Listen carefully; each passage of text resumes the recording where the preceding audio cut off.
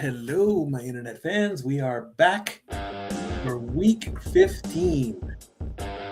Monday Night Football, Steelers versus Dolphins in Pittsburgh.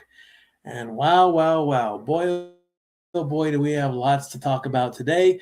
But first, like I always do, I want to give an update about myself and what's been going on and things in that nature. As many of you know, last week I feel like I hit kind of a downward patch and all that when it comes to cars because I'm just I'm not into driving. I never was, never had wanted to, and all that good stuff.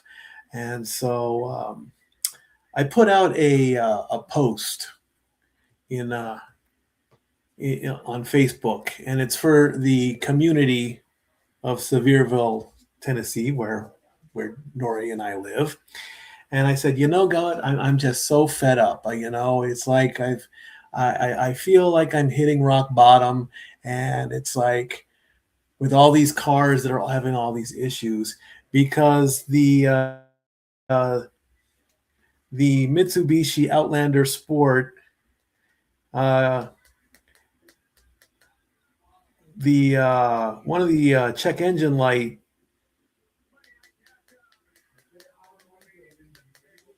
came on, and we have a little device called Fixed. And basically what you do is you plug that device into your car's diagnostic port, and it tells you what kind of issue your car has. ESPN has started their coverage of Monday Night Football. We'll get to that in just a second. But you plug it into, as there's the ageless wonder Aaron Rodgers, who's getting ready for his game tonight. You plug it into your car's diagnostic port. It does. It gives you a diagnostic on a garage style quality of what's wrong with your car. And so what popped up was called an EGR issue, and it's called the evaporative gas recirculation system. And so what it does is basically when your car burns gasoline, some of the fumes get recirculated back into your engine to be used continuously as the car goes. And there's a valve in there, and anything excess, of course, goes out through your exhaust pipe. Well, there was some little thing with that, and the notification popped up, and so when that pops up, I decide that I shouldn't drive the car long purposes, ride sharing, things like that, just to go to work or to run a quick errand, but not run all over town like I'm supposed to. And the initial plan was to take the car into Knox County and get it repaired. Because when the car was purchased, I was only given a 1,000 mile warranty and a 1 month warranty.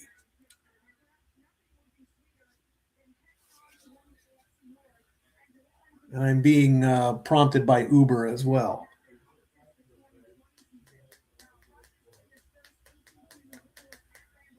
Excuse me 1 second.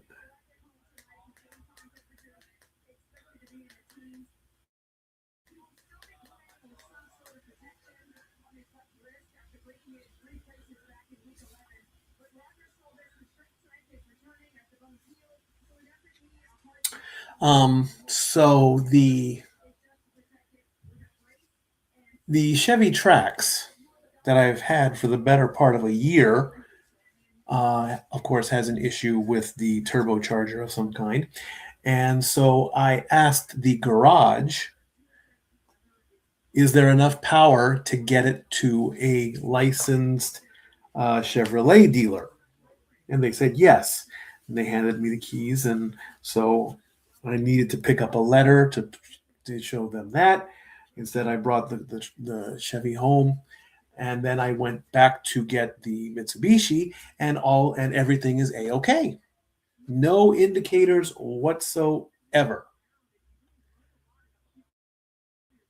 And so I did some ride sharing today, and it was just a very odd day, but it all worked out. I made some money. I took care of a bill, sort of. It's just very, very weird to me that a problem pops up and then it just magically fixes itself, and so it's all squared away for now anyway, and hopefully I can get the tracks taken care of, and then we'll just go from that. So now, we're 10 days away from Christmas. Things are we're gonna get through the holidays, and then we're gonna focus on 2026, and hopefully, with a little bit of luck and maybe a lot of hard work, and I mean a lot of hard work, I can take my bills and just burn them all. Just kidding. So we've got plenty to talk about in the world of football. Week 16 or week 15 is they're talking on ESPN there, so they're getting all that.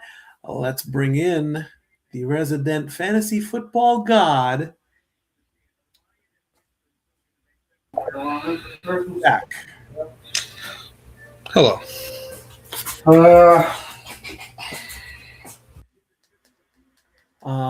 What do you want to talk about? Go ahead, take the lead on this real quick while I finish up with Uber support here. So what are we doing first? Am I planning my funeral, or no? You're not. You're not going to plan your funeral. We're not going to. We'll prolong that a little bit, but yeah, okay. So we can plan. All right. So let's start with a developing story out of the University of Michigan. For those who don't know, this past Friday, Michigan fired head coach Sharon Moore after 2 seasons for misconduct, as they stated. The backstory of his misconduct: Mr. Moore hired a entertainer on his staff as an assistant and was dating said assistant. University of Michigan found out of her career choice, aside from Michigan, and let Mr. Sharon Moore go for false, terrible judgment. That's what we're going to call it. Terrible judgment of character. Who is Sharon Moore? It's the coach of Michigan. So after Mr. Moore was fired, Mr. Moore went to said employee's house, broke into the house, proceeded to assault her, and after that, went into the kitchen, grabbed a butter knife, and threatened to kill himself. And screaming and yelling at her, "This is all your fault, and my blood is on your hands." Now, the University of Michigan is doing a full investigation into the entire football and athletic department and complying with the FBI as well. Sharon Moore is still in police custody, awaiting arraignment from the judge. Now, Mikey, what do you make of this?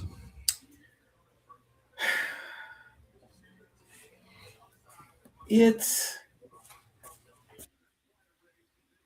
very sad that when a person of some kind of importance on a team, I mean, bottom level is the player, obviously. Then that player gets elevated to star player when they start doing good. Then the next level would be the coach. And then you go up the management ladder. They are in the public eye because of sports leagues. They are entitled to a private life, which every human being is allowed. Everything gets tricky when that private life becomes public. Incidents happen, things take place.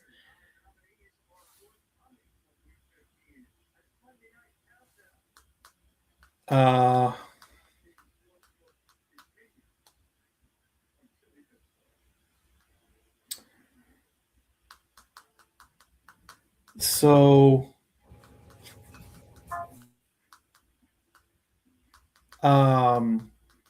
when legalities come into play, that makes it a whole lot worse. When assaulting somebody comes into play, that makes it a whole lot worse. The severity of the thing, like, if everyday things like said celebrity forgets to tip or said player forgets to tip at a restaurant, okay, a lot of people do that. But then their personal credibility and not the effect of play gets involved. Again, everything is allegedly all coming out by way of police reports and things like that. And also, since a lot of this story I do not know fully about, I can't really fully say how I feel about it. But Right. A lot of the sports celebrities and figures need to just be careful with the choices that they make in life, because in the court of public opinion, everything can explode. Correct. So, how it's going to play out, you just have to let it play out and go from there. Uh-huh. So we'll leave that at that. Well, the reason why it ties into our normal NFL talk is because now this apparent relationship has been going on for 2 years, and it ties into Los Angeles Chargers head football coach Jim Harbaugh. And Harbaugh allegedly knew of the relationship and okayed the hiring. So we'll see how that plays out. All right, you can't. Okay. Let me quickly finish with these guys really quickly. Give me like 5 minutes because they are really distracting me from something here. So, I'll talk about I could talk about the ACLs. Yeah, you go ahead and you do that. I'm going to just take myself off camera really quick. You go right ahead. I got you. Go ahead. So this this Sunday turned into ACL injury weekend. The Kansas City Chiefs have lost star quarterback, future NFL Hall of Famer Patrick Mahomes to a season-ending ACL injury. And the Green Bay Packers have lost star defensive end Micah Parsons to a torn ACL. Now, I think the only people who were happy about that, even though you should never be happy about an injury, are Dallas Cowboy fans. At the end of the day, they think that they win the trade, but nobody ever wants to see anyone get hurt. Indeed. I mean,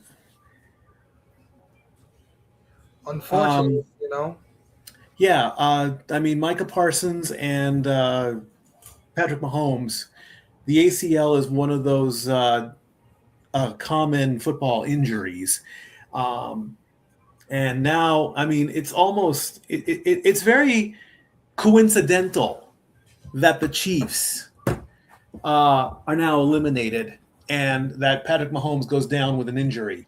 Yeah, on the same day. On the same day, yes. There are people out there that will say it's karma. And karma's a bitch. We know that. That's the common phrase. I sometimes believe in karma, but I just call it a rare coincidence. Okay, he tore his ACL. He's going to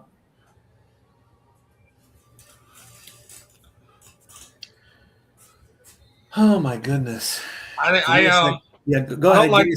don't like to talk negative about people. That's not what I do. But for the people who keep saying online and all through the internet that this is the Taylor Swift curse, you're a bunch of morons. It's not like Taylor Swift's on the football field. Yeah, oh wow. They show her she's in a spotlight, she's on TV. That has nothing to do with the game. Kansas City's had a bunch of injuries. They're getting over going to the Super Bowl countless amount of years in a row. A team is not going to sit there and make the Super Bowl for 20, 25 years. That just doesn't happen in our lifetime. Other teams get better. It's like, we know the Chiefs have had the division title for 9 straight seasons. It's an accomplishment that will probably never be duplicated. No. They were going for the 10th one. We know that. Is it huge news? Yes. Is ESPN going to make a big thing about it on First Take tomorrow morning? Absolutely, because the word dynasty has been coming out since they won the Super Bowl 2 seasons ago. Right. Finish off with that. Exactly. I mean, So, I mean, all right, now that I finally got Uber is just so ACL injuries have been terrible. It seems like every time we start to like a player or they become really entertaining, we're losing them to ACL injuries. well, yeah. I mean, Look, Daniel Jones, Cam Yep. Scottaboo. Yep. I mean, it's one of those common injuries, just even like in wrestling, neck injuries, knee injuries, shoulders injuries. It's a physical game. You're going to get hurt no matter what, unless you've got a bionic body, which doesn't exist in the reality of like when I grew up. Okay, you're not the $6 million man. You're not the bionic woman. You're not a cyborg. You are a human person with blood and bones and muscles, and those things break and snap and you get sick. That's just a standard of life. It happens.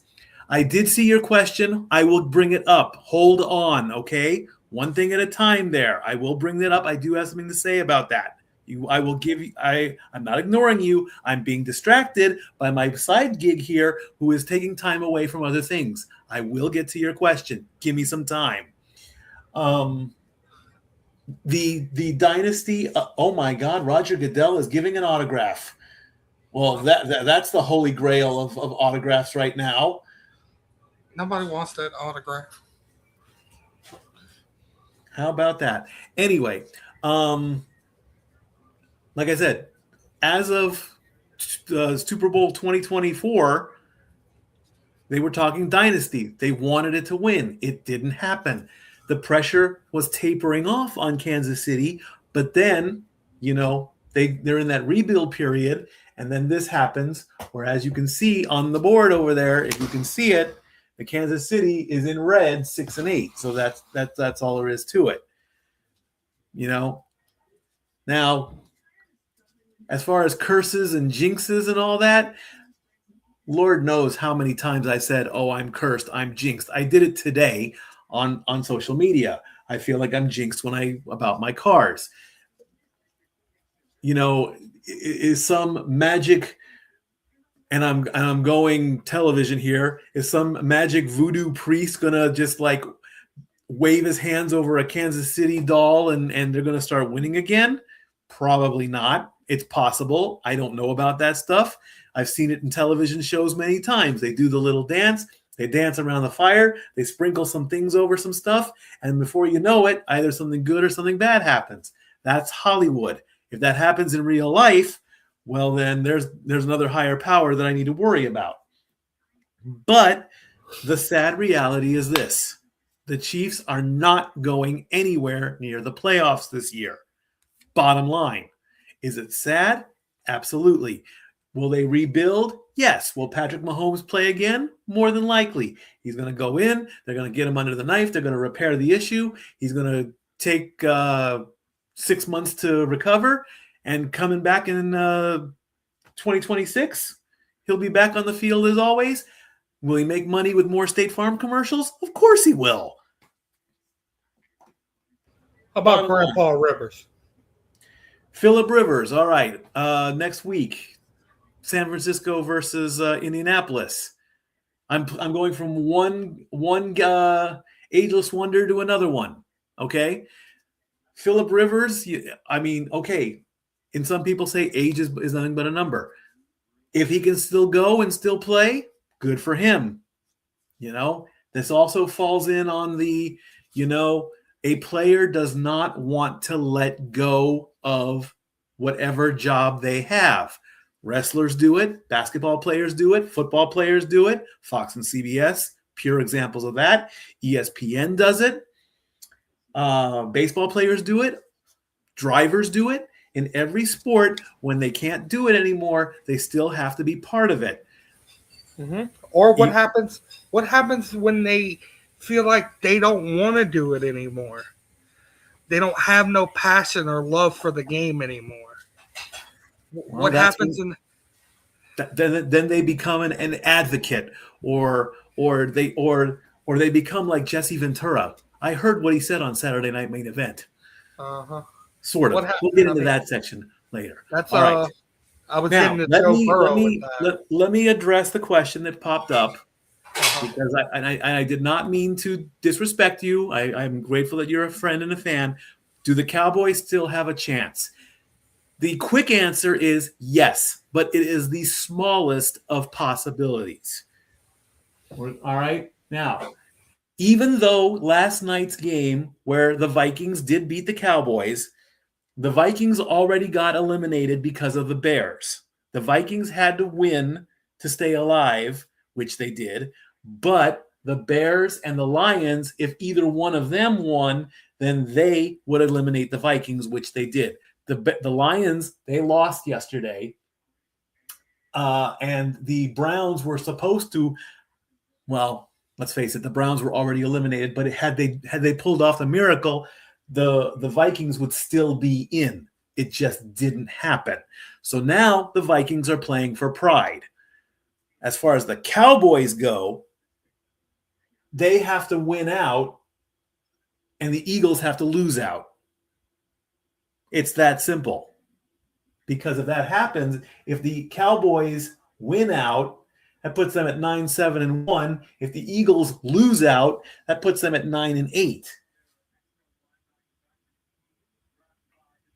And the Cowboys, the only problem that the Cowboys are going to face are the Chargers. The Chargers are still fighting for a playoff spot. Washington and New York, the Giants, they've already both been eliminated. So the Cowboys should mathematically and statistically, and because one team's already been eliminated, they're not really going to, they have no reason to play but for pride, which is a good thing. But as shown in the Titans game last week when the Titans beat the Browns, a miracle took place.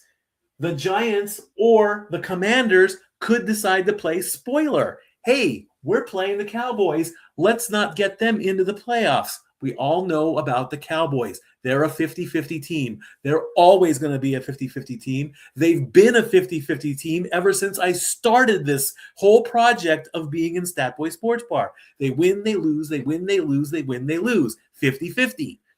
They have to go 100%. Bottom line. Is 9-7-1 better than 9-8? Maybe. It depends. Ties are a disaster when it comes to records. Regardless of how you feel about, a tie, both teams win, a tie, both teams lose. Half empty, half full type thing. What they need to do is totally eliminate that a game can end in a tie, even in the regular season. Postseason playoffs, absolutely. Play till a winner. We know that because you're going for a championship title. But still, the regular season affects the playoffs. We've got 1, 2, 3, 4, 5, 6, 7, 8, 9, 10, 11, 12 teams are done. Technically, some people will say, well, hey, and this has been said, if they're eliminated, why are they playing? Because contractually, they are obligated to play for 18 weeks. I don't think there's ever been an instance where a team is like, no offense to Notre Dame, but they're not going to the playoffs, so they don't want to go to a bowl game, so they don't want to play anymore. But that's on the college level. Totally different scenario. In the pros, you play or you don't get paid, bottom line. You got to make that money because let's face it, it's a business nowadays. So the Cowboys do have a chance. It's the smallest chance possible because, and I'm going division-wise, but there are other teams that are still trying to get into the wild card spot, can they get in at 9-7-1? Technically, yes. Because right now, the 3 wild card spots is Seattle, San Francisco, and Green Bay. San Francisco and Seattle are both 11-3. So if they lose out, the Cowboys have to hope that the Packers lose out. That'll put them both at 9-7-1, and then we go into a doggone tiebreaker disaster again because they tied. So, I mean, winning the division, yeah, right. That ain't going to happen. I think they're done with that. So, can they get in? Yes, but it's the smallest chance possible for them to. If they do, you can't really pick them to win the playoffs because of that 50-50 stuff. Hey, miracles happen, man. Miracles do happen. Yes, that is true. Look at the Giants. Yeah, exactly. You're absolutely right on that. They won a Super Bowl one season by going 7-9. Exactly. So do they still have a chance? Yes, they have a chance. They're not fully eliminated yet. But they lose once, that's it. You lose, you're done. You win, well, then I think the only way they can not get in, it's like if they go 9-7-1, well, the Detroit technically has to win one of two, and that's against the Vikings because that'll put them 9-6. They'll be at 9-6 next week if they beat the Vikings. Now, if the Vikings play spoiler, well, that puts them 8-7, and then they get closer and closer. But then you've got like I said, you've got the pack. However the tiebreaker goes between the Cowboys and the pack, I think the pack get it. I don't want to go through all the math like I did with your division. Thank you very much. Which I will show. All this is all this is all this. Yeah, I did all that to show how the NFC South is gonna play out, but it's a disaster. I mean, it's going to come down to what it needs to come down to is Week 18 between the Panthers or the Panthers and the Bucs in the battle of Carolina versus Florida. The Steelers are coming down for final warm-ups as the countdown clock hits 30 minutes. Joe Burrow. Another question. What do I think about the Cowboys defense now? Again, 50-50. They play.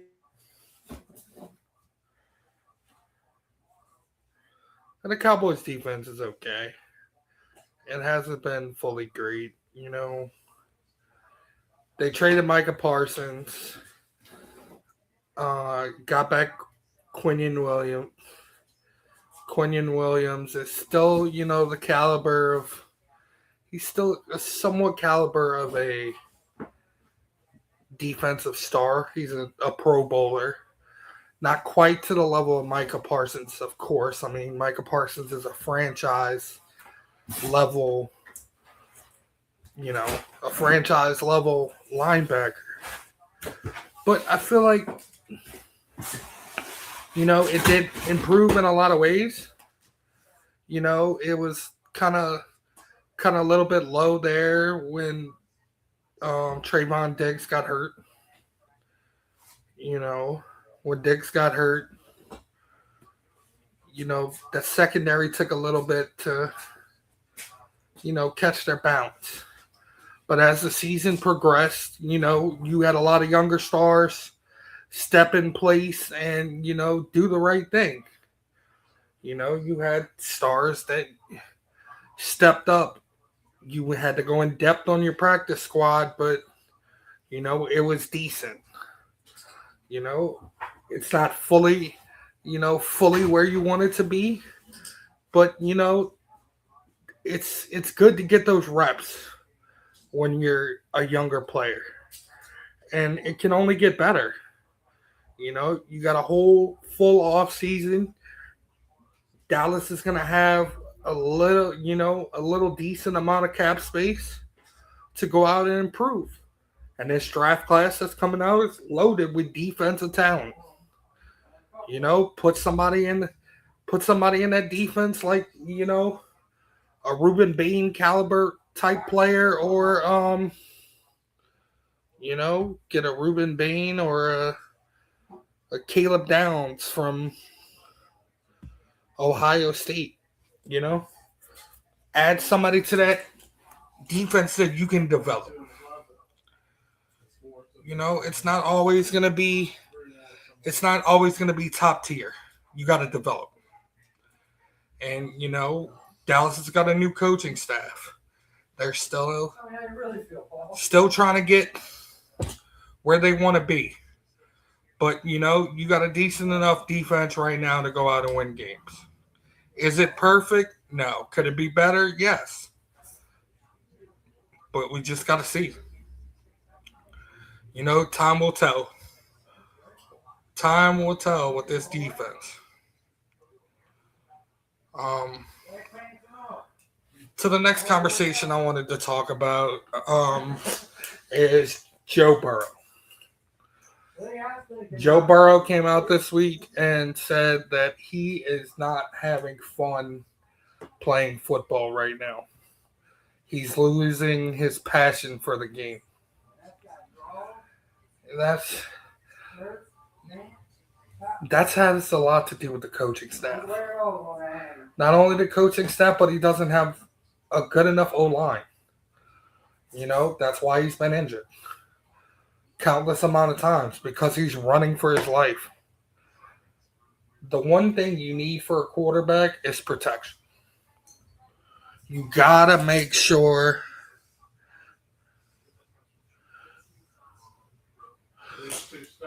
no.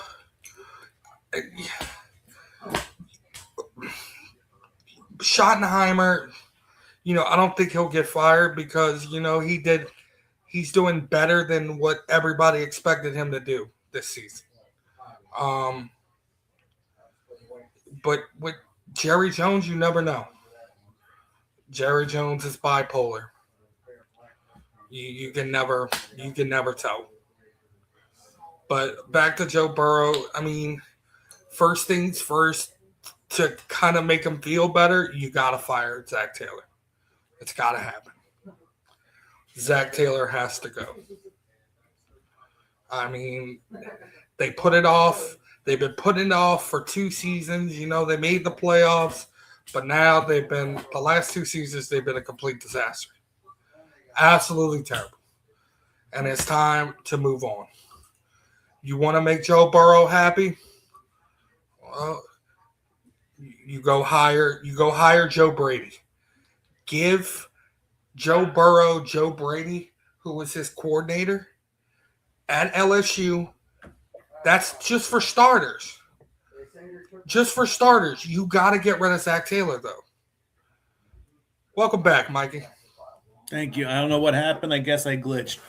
We're talking about Joe Burrow. Joe Burrow. I mean, that's another. I'm coming.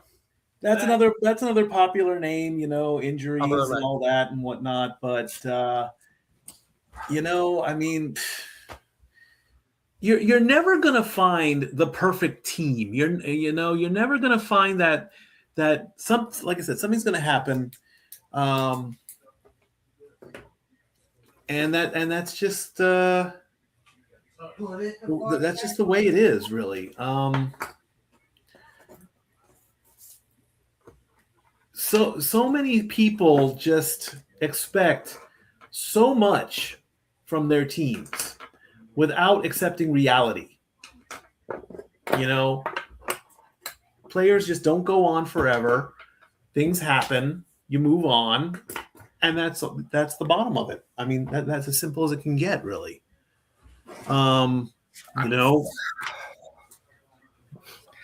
It's like I said, I mean, the reason why he's struggling to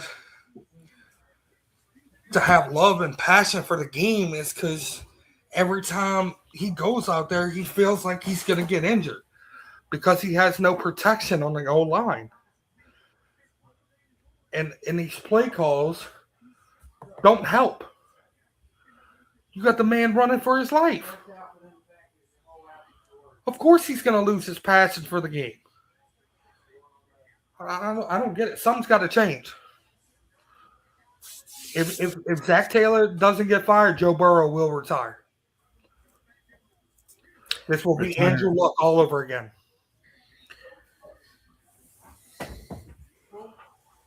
Mike Tomlin is 21-3 all time on Monday Night Football. He is a perfect 11-0 at home. Retirement. Poof. Well, let's talk about the elephant in the room. Let's just switch over from football to wrestling. John Cena, of course, had his last match on the 13th, tapping out to Gunther. Bullshit. You can't say that it's bullshit, okay? I know it's not. He wrote. It was his storyline. The entire show was built by him. It's what he wanted. Except for that opening match, there's no way that had John Cena anywhere over it. But that's beside the point. He went out his way on his terms, and he did the salute. I mean, he did the smile to let you know that it's okay. It's okay that I'm tapping out. I'm passing the torch. It's okay. That's the proper way to do it. That's the right way to do it. There's always been a tradition, and Ric Flair was the one to first introduce me to this. A wrestler is supposed to go out on the mat, looking up, either having his shoulders pinned or he taps out. Bottom line, you pass the torch to the next person. In a sense, John Cena passed the torch to Gunther, but Gunther already had that torch because Gunther has established himself as a dominant champion. And of course, there are politics in the back. Sure, we're going to give you the title. We're gonna give you the longest reigning IC title. We're going to give you a long reign as heavyweight champion. You're going to be this force to be reckoned with. And of course, there was footage that Gunther had to be escorted to his bus at the end of the match because there are some people out there that did not like the finish. They are entitled to that. They are entitled to their opinion. They may not agree with it, but they have to accept it. That's the bottom line. I hope that nobody took a swing at Gunther, that nobody did anything to Gunther, because at the end of the day, Gunther is doing his job, in which he obviously might have had a discussion with Cena and Triple H, and they said, we're going to have a good match, and then you're going to tap out, and bottom, we don't know. And honestly, I don't want to know that stuff. What I want to know more, why was Triple H booed out of the building? Answer me this. Okay. Why? Okay. I mean, why were the fans chanting AEW at Triple H? That's a normality. Okay. Triple H, has admitted the existence of AEW. He has said some things about AEW, but he wants to keep AEW out of the WWE universe. Right. And a quick shout out to Edge. Thank you for hitting the 5-knuckle shuffle during your match. Well done indeed. So let's throw that one out. Now, if, and this is a very big if Triple H made the decision and he goes to Cena and he says, you need to tap out, because there were some stories of that. I can't confirm or deny that. And if that story leaked from the time where Cena tapped out to the time he got to the podium, how the hell did that happen? I'd like to know. How the hell did it leak that, or did somebody just start a rumor? It was all Triple H's idea. Oh, so we're going to crucify Triple H as he's trying to do his job. Go ahead. That all goes back to, they want to blame Triple H for everything because besides, the creative's been terrible. It's not to everybody, it's not what they wanted. If you let the people book what they wanted, it would have had Batista, Edge, Undertaker, Stone Cold. You would have had all of these people, MJF. You would have had people from other companies in there. You know? Indeed. But you can't always get what you want. That in life, a lot of people don't get what they want. I want to win the lottery. I want a car that works. I want $1 million. I'm not going to get it. I'm not going to have some magic guy just you know, and this is not a shot at all those people on social media that do stuff like that, Mr. Right. Beast, and all those guys. Yeah, it's like, but that doesn't mean I have my own plans if that ever happens, where I'm probably not going to do it anyway. But it's like it's not like the genie exists, and we want Stone Cold Rock again. Stone Cold's happy doing his thing, drinking beer on his ranch. The Rock is doing his thing. John Cena's going to do something else. John, I do believe that John Cena is an honest person and a humble person, and he flat out told everybody, I can't do this forever.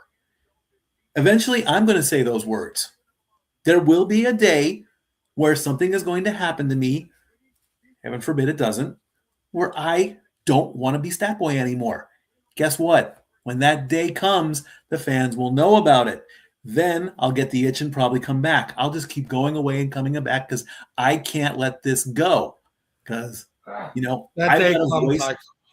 day comes, I quit. Well, now don't quit because of me. Don't play that game.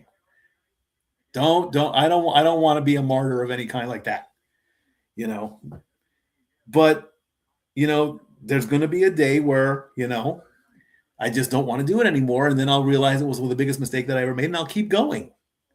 I have things in my life that I still need to do, i.e. work and pay bills and all that. If I have to temporarily step back for a little bit, which would probably be at the end of the Super Bowl to the beginning of the NBA and Stanley Cup playoffs, that'll be my reset period.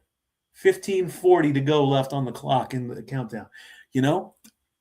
I've got plans for spring training. So maybe my break will be like 3 months. I'll still pop in once in a while to the shenanigans and to the Casa and, Royal Rumble and WrestleMania on a limited basis. And then when the time is right, I'll sit down with my brothers and I'll say, hey, here's my next plan. Let's see if we can do it. Sit back in the sports bar and do it again. It's good. I'll do it until, I'll do it till I don't want to do it anymore. And then I'll realize it was a mistake and I'll do it again. For example, spring baseball 2026 MLB season. I have not confirmed anything yet. We're almost done with Monday Night Football. Let's do Sunday Night Baseball 2026. 1 game a week. ESPN schedule, Sunday Night Baseball. Why not? Do I still need to get the plans all together, or do I just sit down here and call baseball games? Why not? Along with the NBA Finals and the Stanley Cup playoffs, and of course, I still haven't decided what I want to do for the playoffs in football. There's no way. I don't think I can do a 6-game marathon on Wild Card weekend. You see, so I know that there's a Monday night game in the playoffs, so more than likely I'll cover that game, whichever one it is, and go from there. What's next?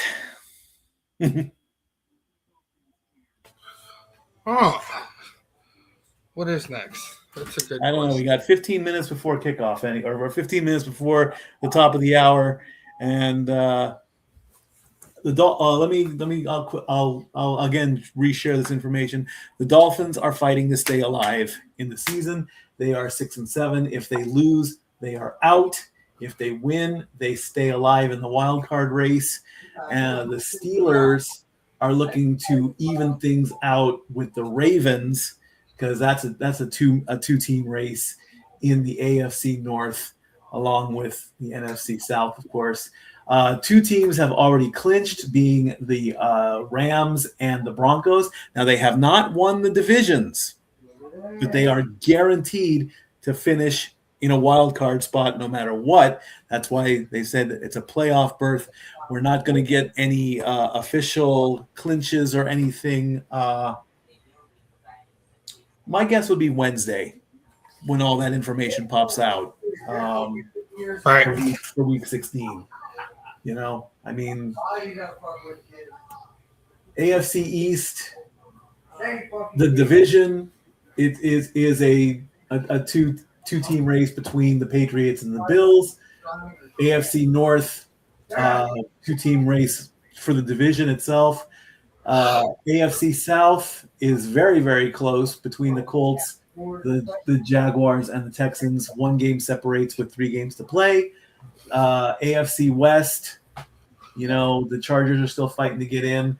NFC East, we talked about that. The Cowboys are hoping to get a wild card spot, but that's all that. NFC North, the Vikings are out. They're going to try and play spoiler against that. All signs are maybe pointing towards the Bears this season. NFC South is going to be that's literally going to go down to week 18. And NFC West, the Rams are already in. The Seahawks and the 49ers, they can play spoiler, whatever. So we got 3 games left. We've got tonight. We've got the Colts playing next week. I think that's against the 49ers. That's going to be a good game. Who knows? Maybe I'll start hitting up Pat McAfee or something, and I'll say, "Hey, I'm calling the Colts next week. Check us out. Pop in, leave a message. I don't know.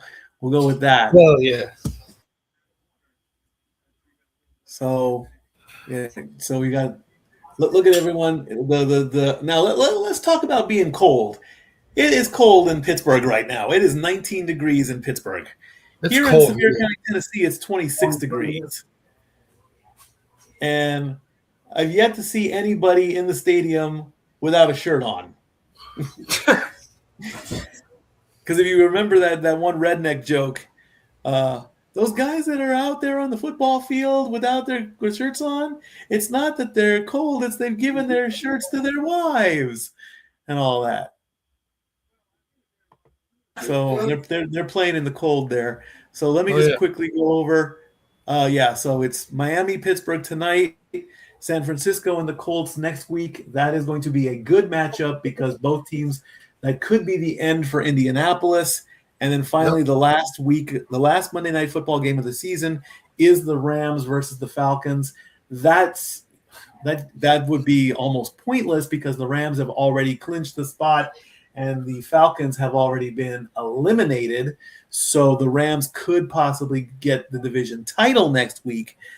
And then there's nothing on week 18, so that might just be the preview coming into the sports bar for maybe an hour and a half and just discussing what happens with the playoffs, and then maybe a 2-week break after that.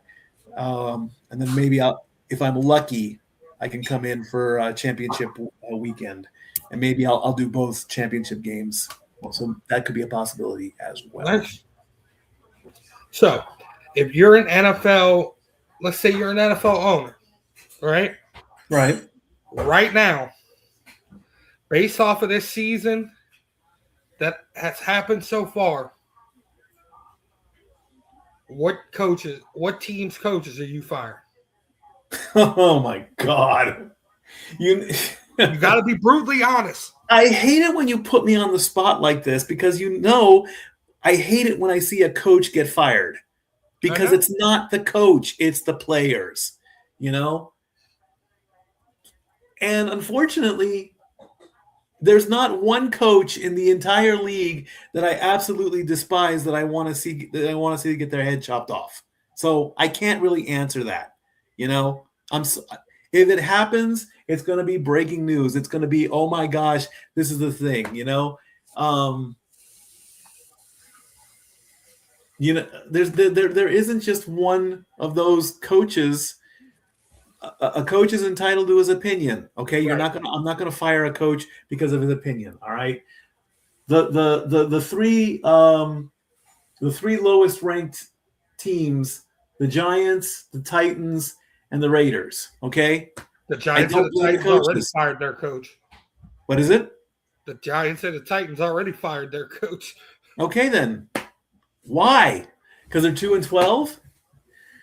It's not all the coach's fault. It's the players' fault. The players have to produce. I will announce that all until I'm blue in the face. What do the LA Angels need? A miracle. They need a prayer. How about that? Let's go with that. The LA Angels probably need a new ownership because, I've said many times Artie Moreno doesn't know what he's doing.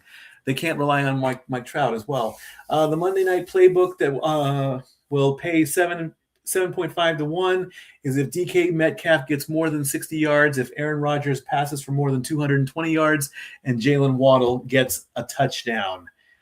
7 minutes and 20 seconds to go as we're getting closer and closer, as SVP is waddling in his coat and scarf and hat.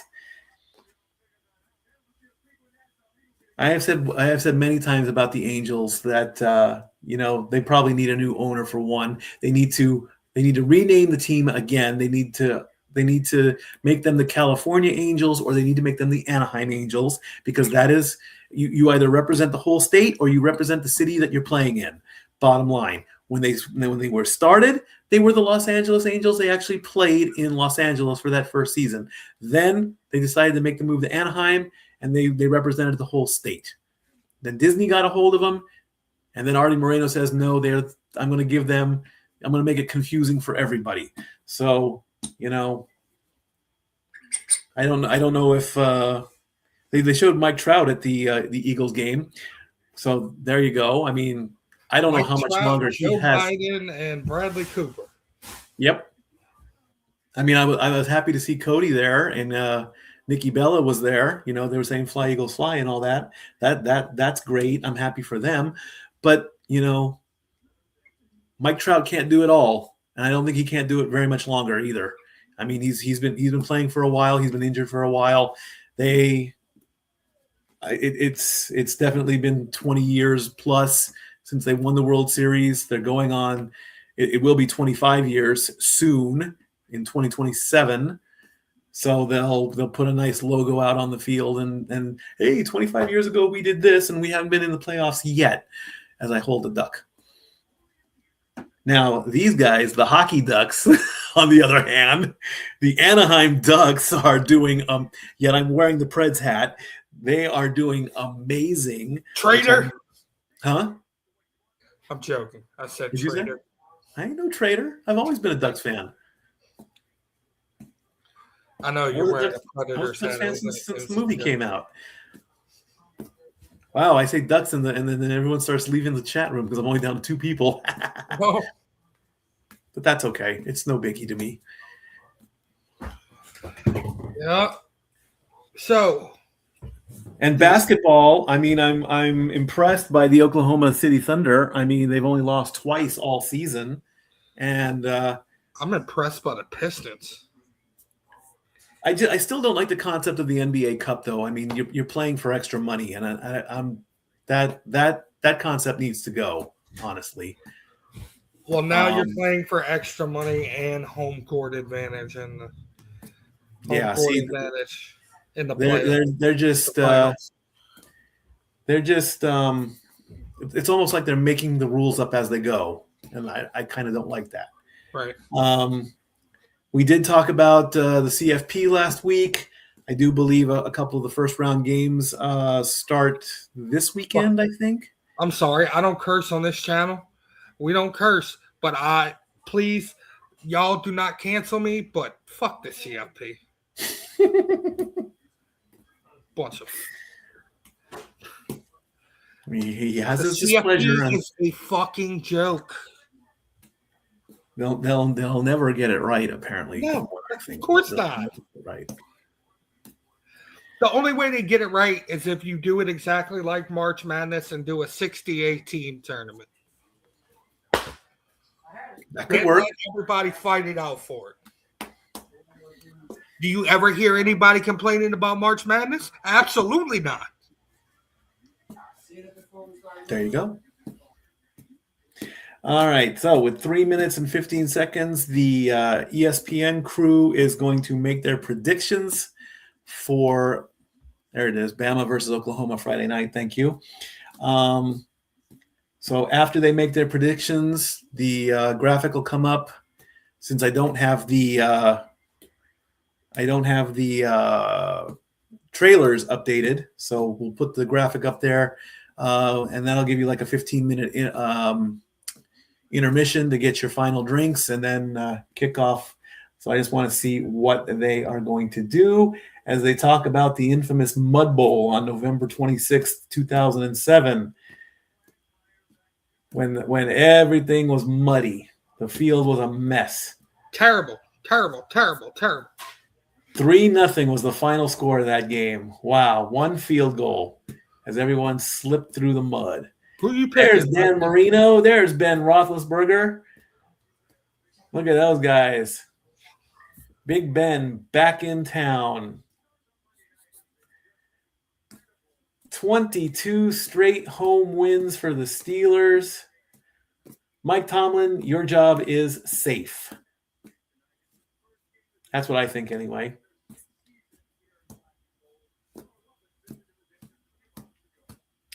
So let's get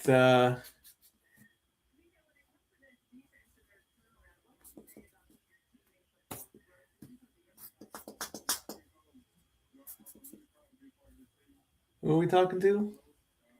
Minka Fitzpatrick, 68 tackles. Wow. Impressive.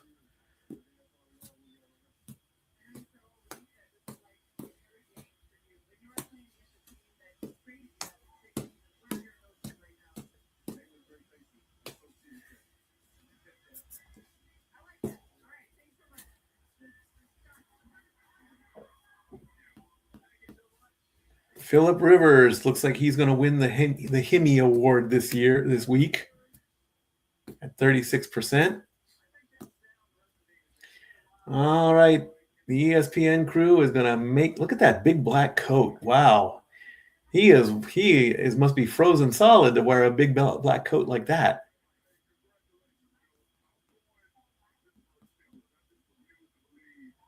All right. So let's get that. Marcus, who says the Steelers will win 20-17. Jason Kelsey says 24-21. Ryan says 24-20.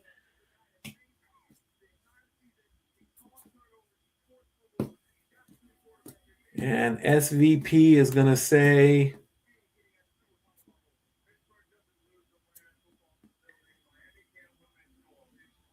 Miami wins 21-20. The fan vote goes to 68%.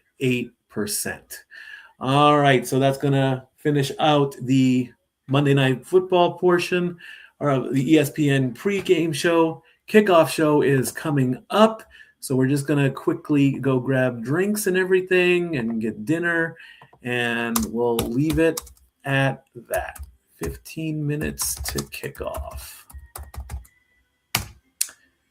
Be right back, friends. Be back.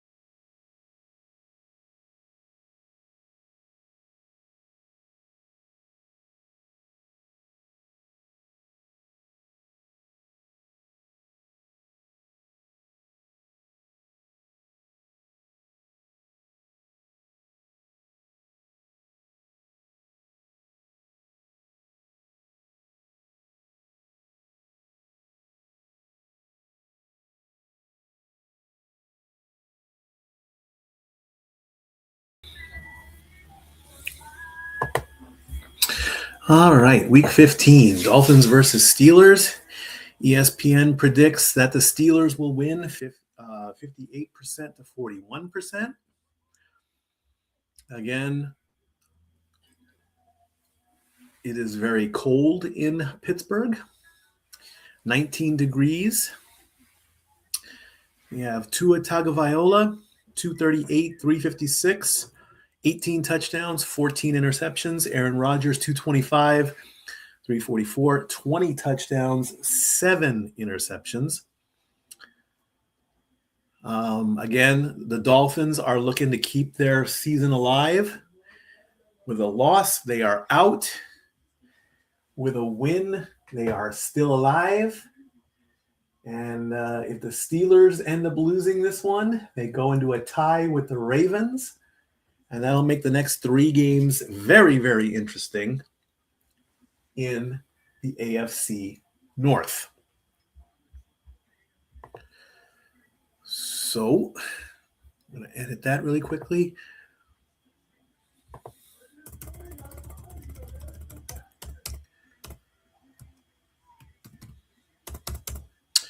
Steelers 0, Dolphins 0.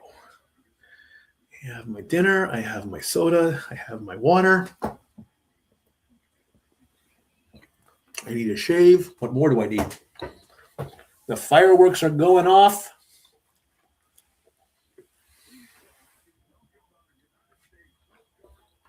And it's time to honor America.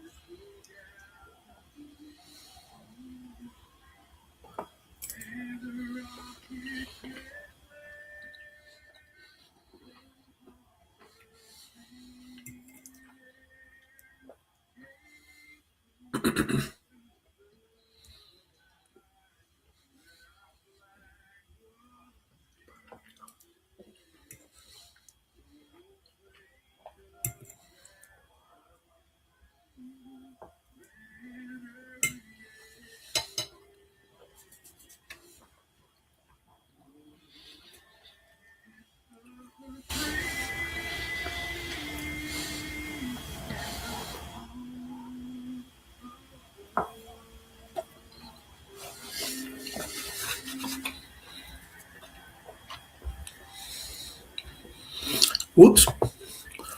A very good rendition. As the terrible towels come a-waving.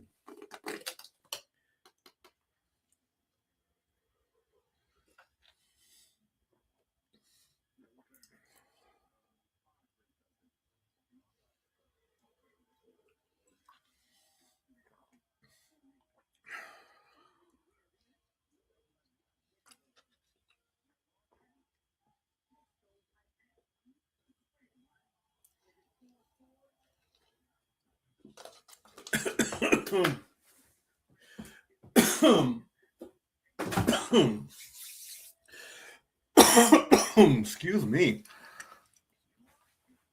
Chug that soda. And I will apologize. Uber support was apparently claiming that somebody was trying to use my account, when in reality, I wouldn't allow that. And because I guess I took a blurry picture to identify myself, it didn't look like me. And so their AI is just all haywire and whatnot. It's like I'm such a horrible person because I can't take a proper selfie, I guess. I don't know. Anyway,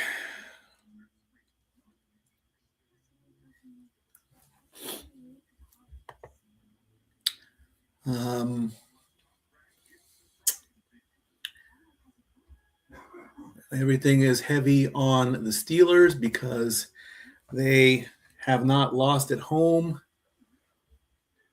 22 straight games, of course. And of course the Dolphins, they just want to stay alive.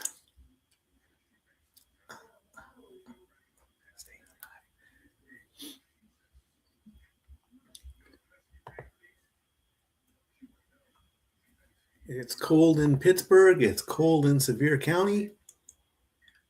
It's probably warm in California.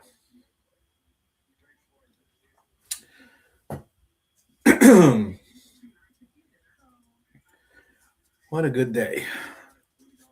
A little bit drama filled, but at the end of the day, it was a good day.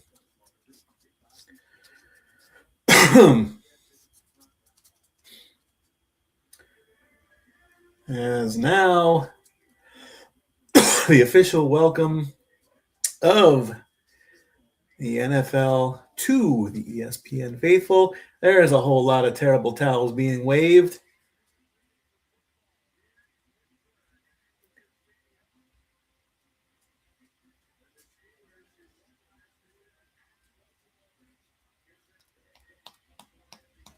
Mike McDaniel versus Mike Tomlin. The Steelers are going to kick off. And we're underway. 5, 10, 15, 20, turns right, goes left, 25, and down.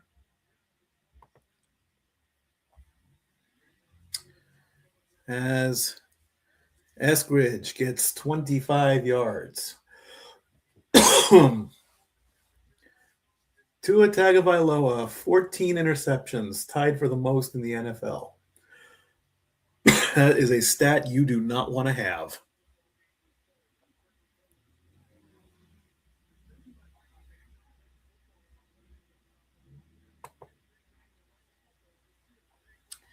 Let's see what Tua does on the very first play.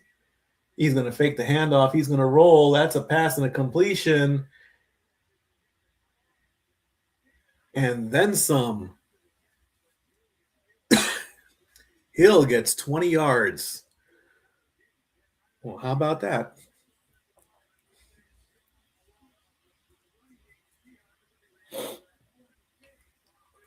Goes to his left. Gets right down. All right, still first down.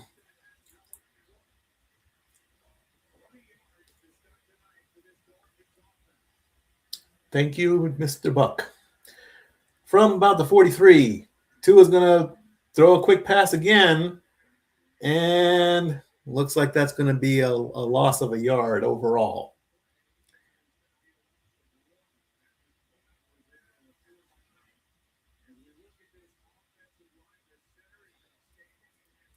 Well, it's going to make it 2nd and 11.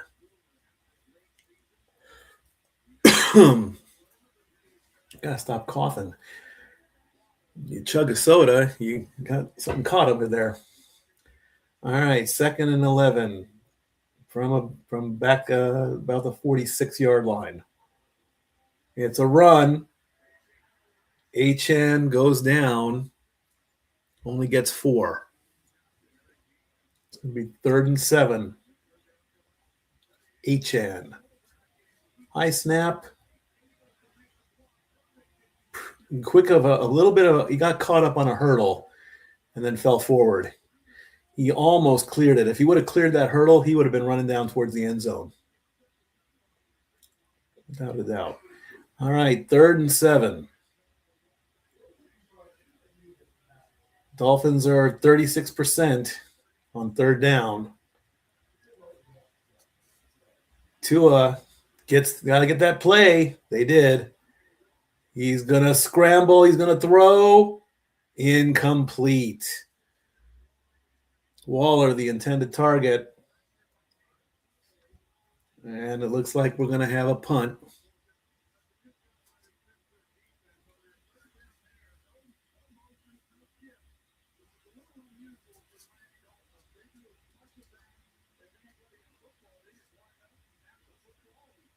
Almost looked like he wanted to scramble, but he didn't.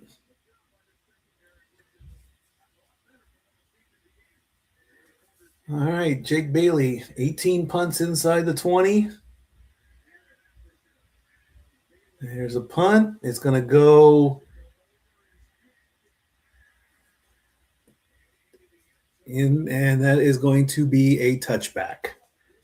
It did go in. They tried to push it out. Unfortunately, it didn't happen, and now Rodgers takes the field.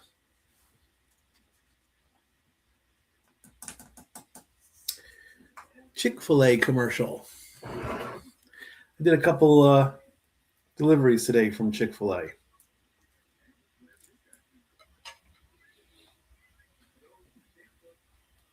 Baked potato, broccoli cheddar. Not broccoli cheddar soup, but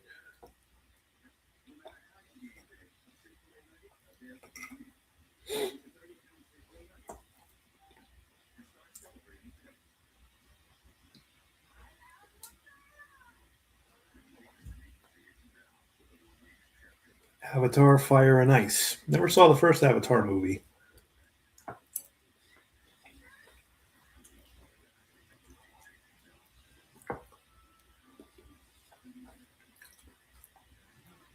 This thing's falling apart.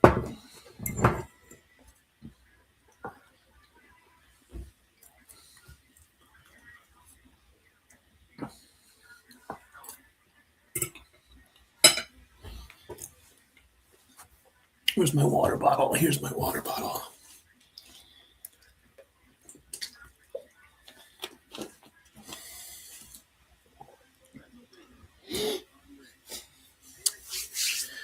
All righty. What else is on tap? You got any games in the NBA? 5 games in the NBA.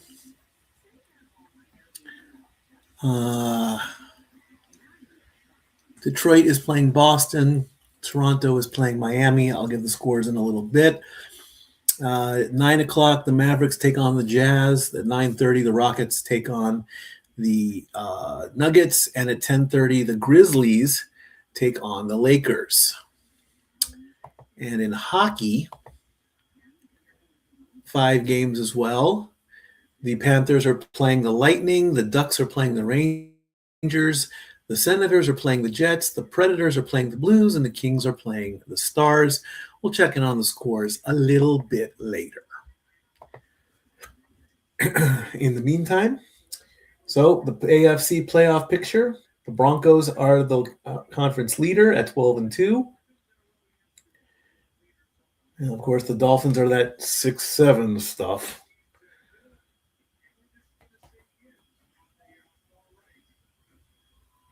So let's see what Aaron Rodgers does.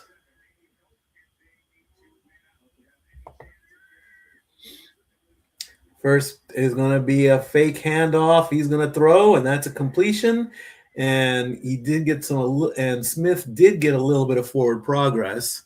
So they will give him 2 yards. That's going to make it 2nd and 8.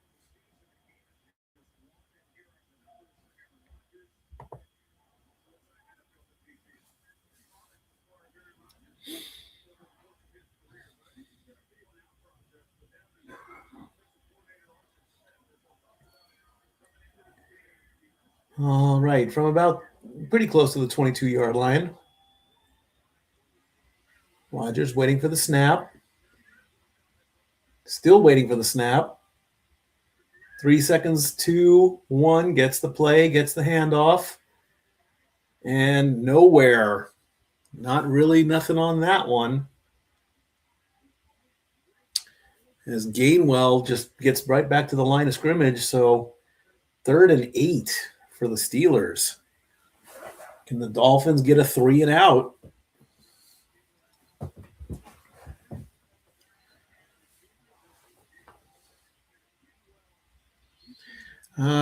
Adam Thielen, number 16. Is he on the field? Not that I can see.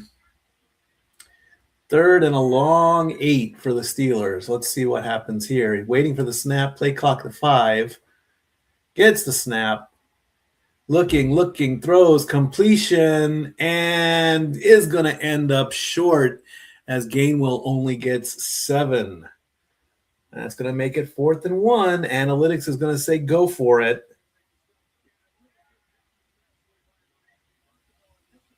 But it looks like we're going to have a punt and a 3 and out. Well, Dolphins play defense. Rodgers is like, oh, come on. Yep, we're going to have a punt situation here. Washington to Waitman. There goes the punt.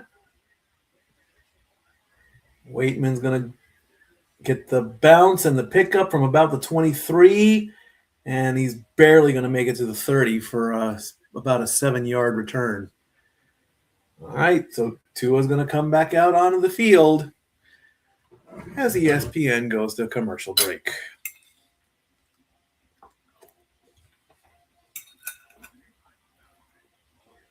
Hi, Hop.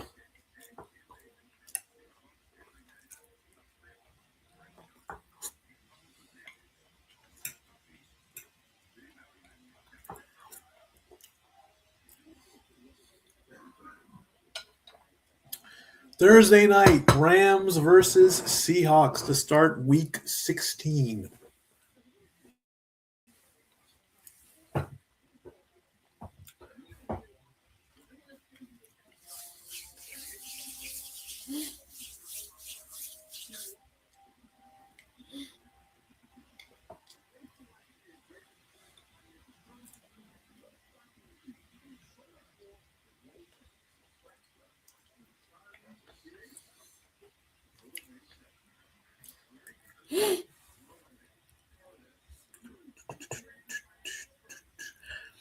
$13 of you watching right now. I do appreciate that.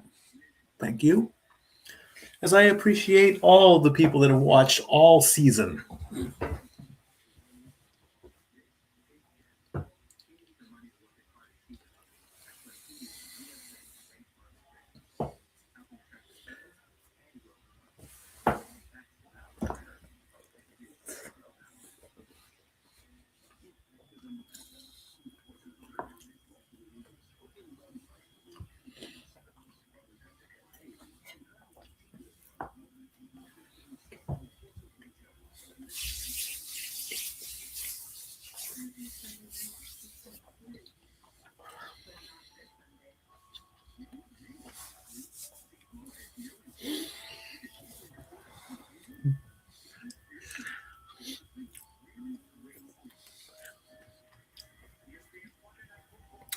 All right.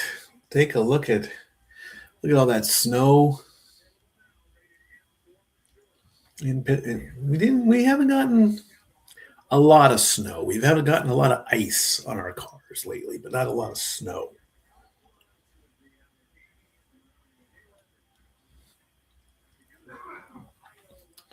All right, ball on the 29-yard line. Second drive coming up for the Dolphins. I just said that, Joe Buck. And he's going to hand it off to Achan. Want to make sure I get his name right. I've mispronounced a lot of names this season. Achan gets 6.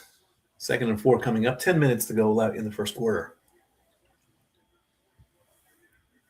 Devon Achane, 251 touches, 1,518 scrimmage yards, 11 touchdowns from scrimmage.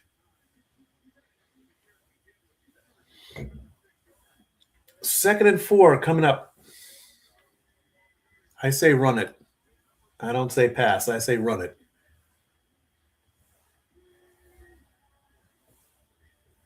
A pitch. And that's a first down and then some. And everyone just he was hung up there for a second. Achan gets 14 and the first down.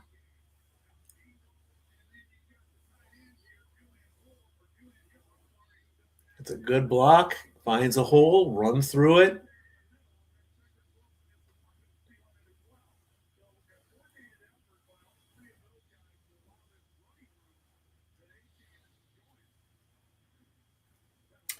during a 4-game win streak, 520 rushing yards, averaging 7.2, 4 touchdowns. 1st and 10. Fakes the handoff. Tua is going to throw it. That's a completion. That's a first down. As he finds Waddle for 11.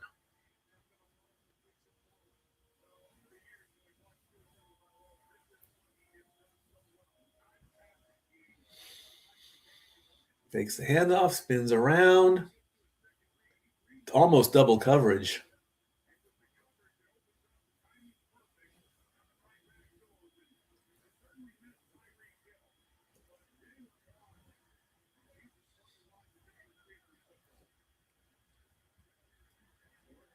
All right, 1st and 10 from the 40. Fakes another handoff. He's looking for a throw. He throws. And it is picked off and intercepted. It was underthrown. Waddle was the intended target. Samuel with the interception.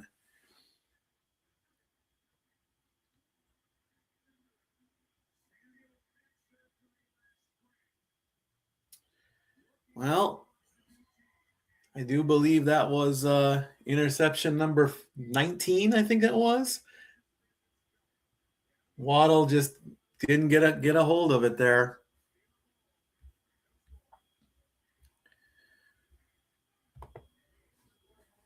What number interception was that? Yep, that was number 19. As the Steelers get a turnover. It happens.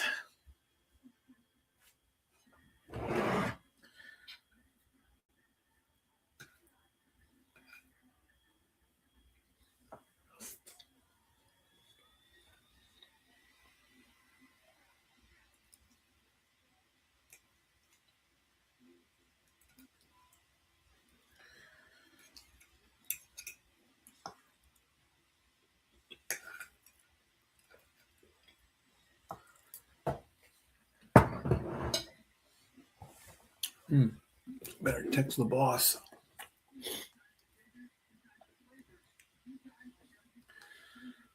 I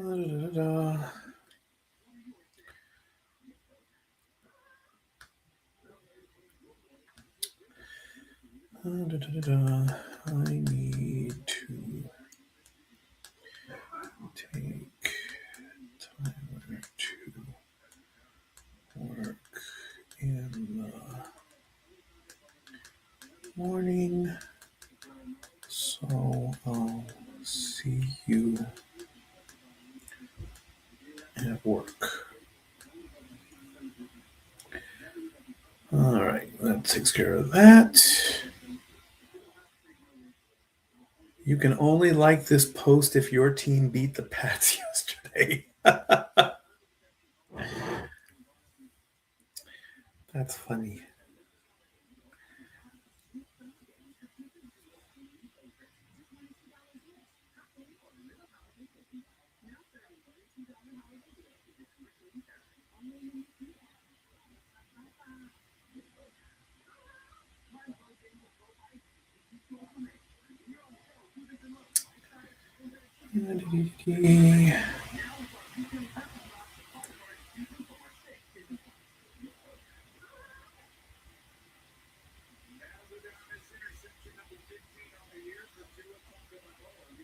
$15.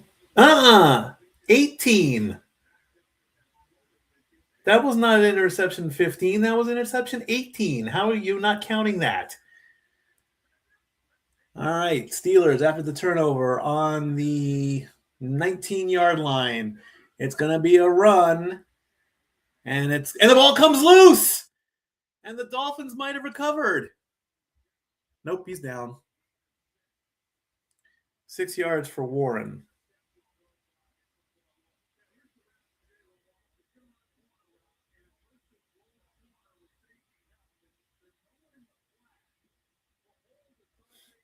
Let's go on to the Monday Night Football so I can read some live tweets.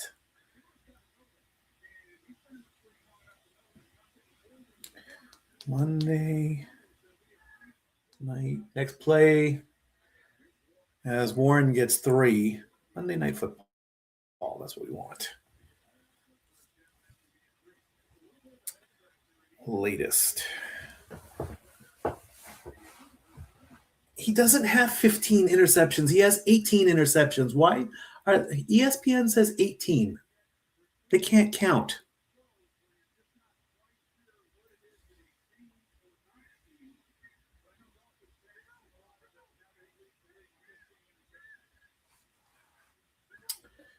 Third and 1. Both teams are like literally nose to nose.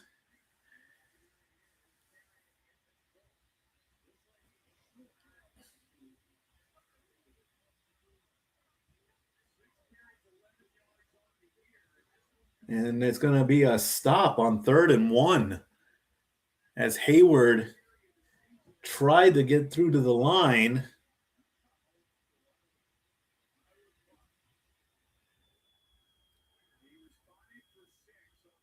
Analytics says go for it. They're going to go for it on 4th and 1. They're going to line up really, really close, and I think they got it this time for certain. Yeah, they got that one. Hayward again goes up the middle and gets a couple.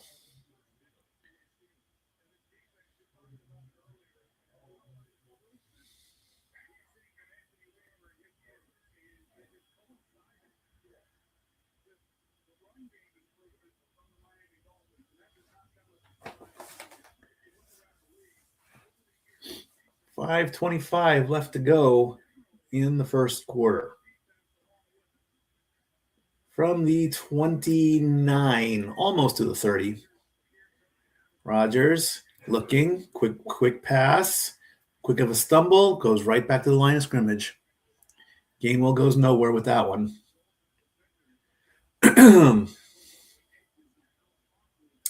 5 minutes to go.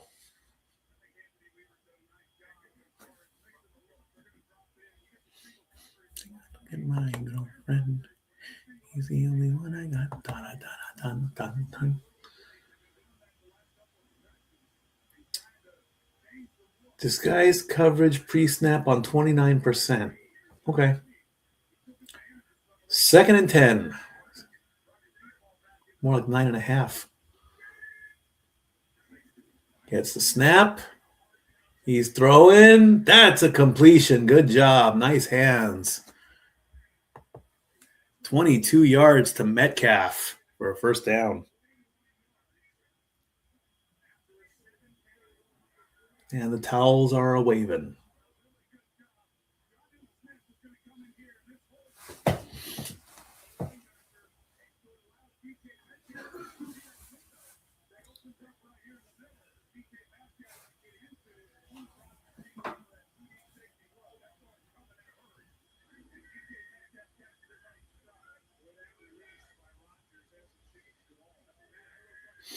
First and 10 coming up. Handoff, a couple yards, and a little bit more as Warren gets 6.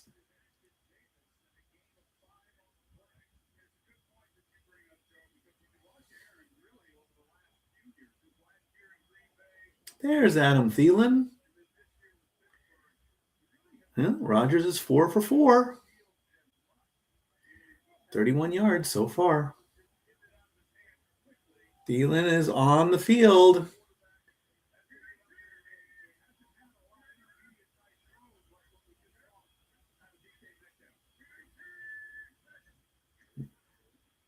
That's going to be a handoff and gets nothing.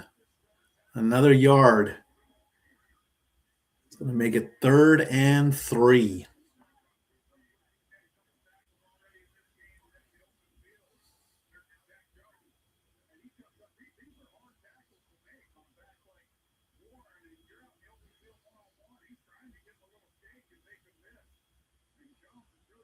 Rodgers is not happy.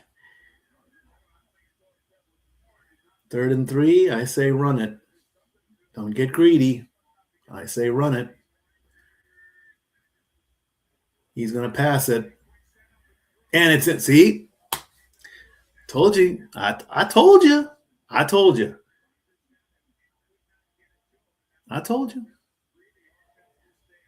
They're going to go for it on 4th and 3. Well, I don't see why. I mean, there's no score really. You're way out of field goal range, so I don't know. 4th and 2 maybe, but 4th and 3, and he's going to pass. Got the completion, so he got lucky there to Gainwell. Gainwell gets 9, so they convert on 4th down. Okay, he proved me wrong.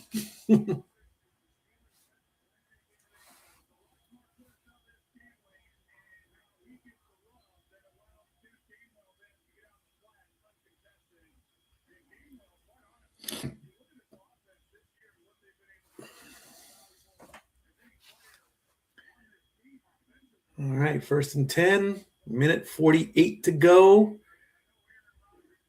32-yard line. Hands it off. And tackled behind the line of scrimmage for a loss. Gainwell loses a yard.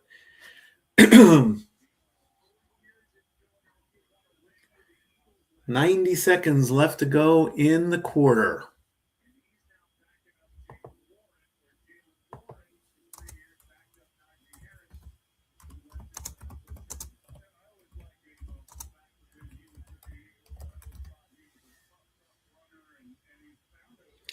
Twelfth play of the drive.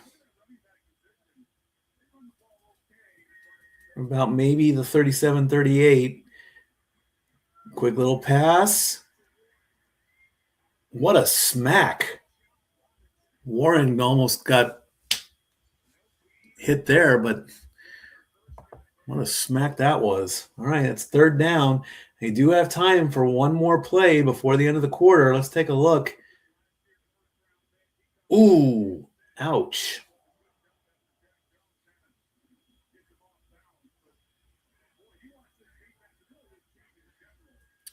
Third and 11. This could be the final play of the quarter. 3 on the play clock. Gets it. Looking, and is sacked. Down goes Rodgers. Down goes Rodgers for a loss of 9. That's going to make it 4th down, and that is going to end the quarter. No score. 0-0 as we take a break. Be right back.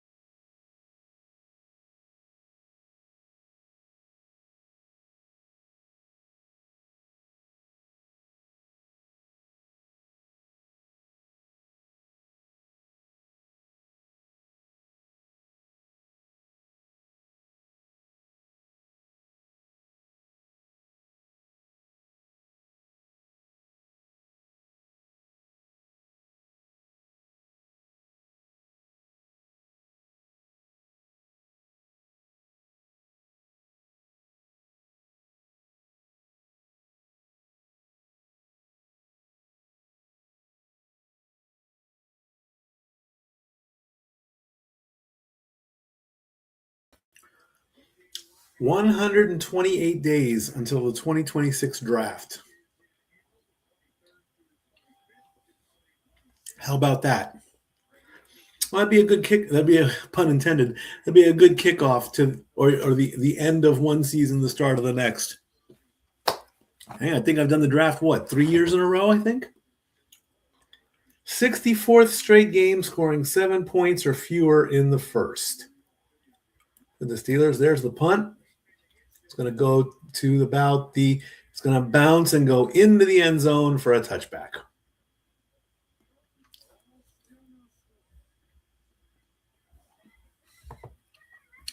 All right, let's get the first quarter stats. Tua Tagovailoa, 3 of 5 for 29 yards. Aaron Rodgers, 6 of 7 for 40. A-Chain with 25 rushing yards. Warren with 16. Hill with 20 receiving yards. Metcalf with 22.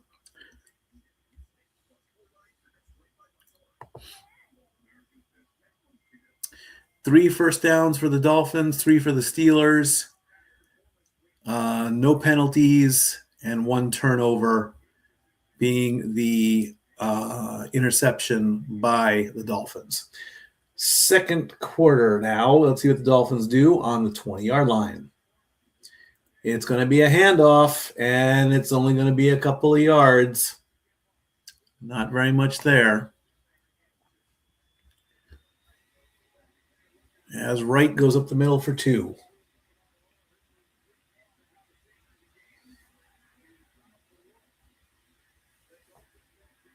Interception, interception, interception,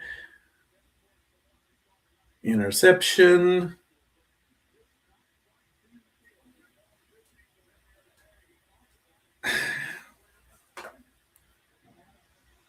It is not 15 interceptions. It's 19. That is a catch. That is a first down, probably 8 yards.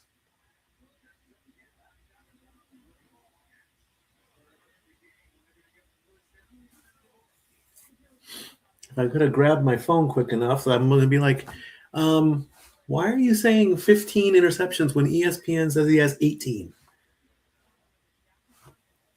4 of 6, 37 yards right now for Tua. A-Chain 5 yards on that, 8 on the last play. A-Chain has it. There's the 5 yards. I jumped the gun on that one. 2nd and 5 coming up.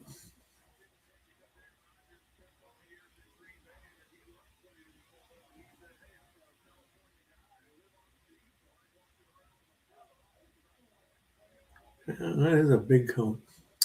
At 40 degrees and under, the Dolphins have never won. The Steelers have. Or no, this is Rodgers versus Tua. So apparently, Tua's trying to break a streak where he can win a game in the cold, as A-Chain gets 3 more, and that's going to make it 3rd and 2.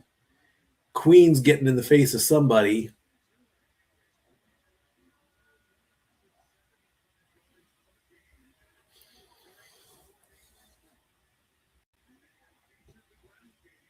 It's not the end of the world if the Dolphins stay alive. Dolphins' rush percentage is 37% in the first 9 games, 58 in the last 4. Hey, give it to A-Chain. Get those 2 yards. Don't you pass it, Tua. Don't do it. Scramble. He did. Ooh.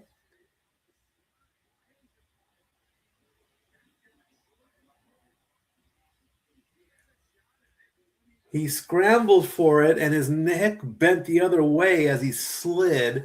He then looked at the referee for a penalty, but didn't get the call. And that's good. That's easily a half a yard short. He pulled his head and cracked his neck like that. So are they going to punt or are they going to go for it? It looks like they're going to have to call timeout. Did they get the timeout? No. That's going to be delay a game.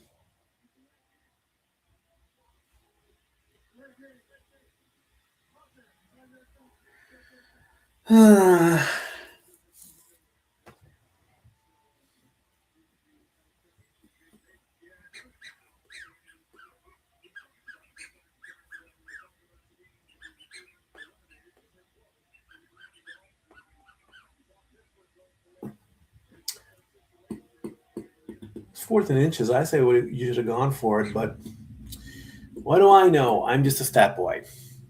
Here comes the punt. And it's going to go to about the... Ooh, what a hit.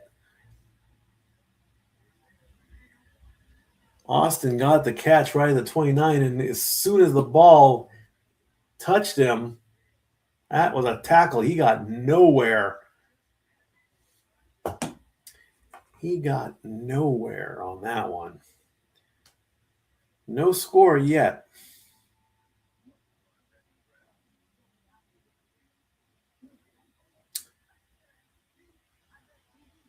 Ouch. I'm not saying that one.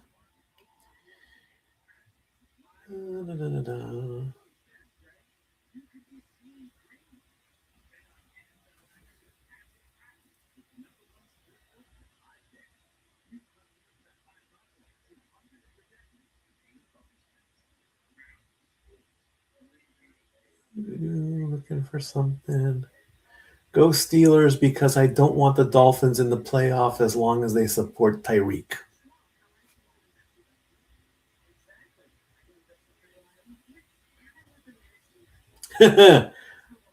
Choosing to punt on a 4th and inches in your own 40, you could have easily gotten that, and you decide to punt.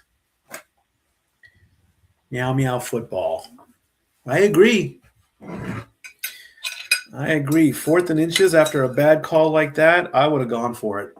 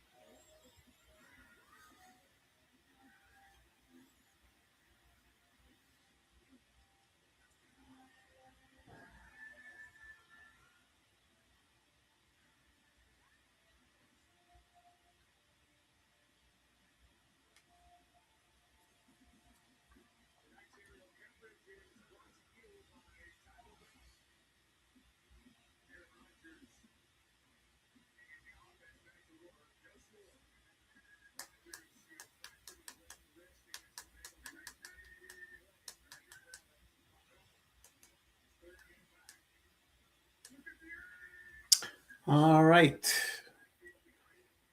Get a run. We're going to get a first down and then some, and a flag on the play.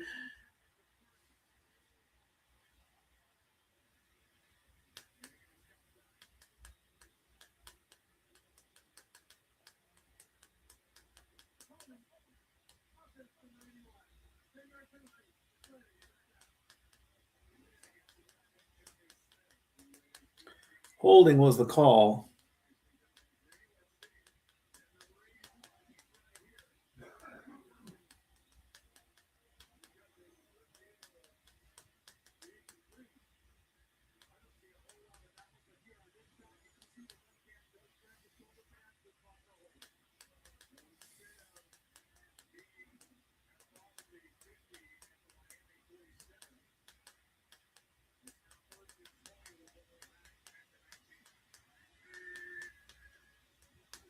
Next play, Rodgers throws complete, and it goes to Adam Thielen, the former Viking. He got 7.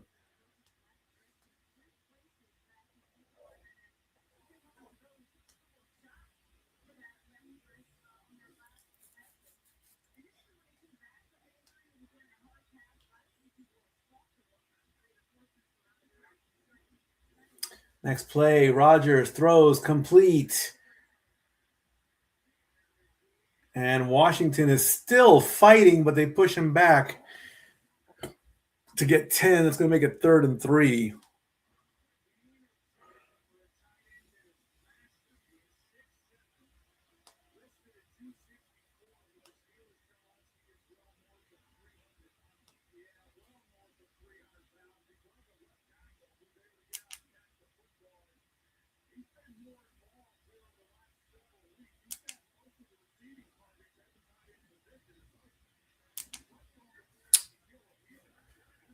Third and 3. Can they convert?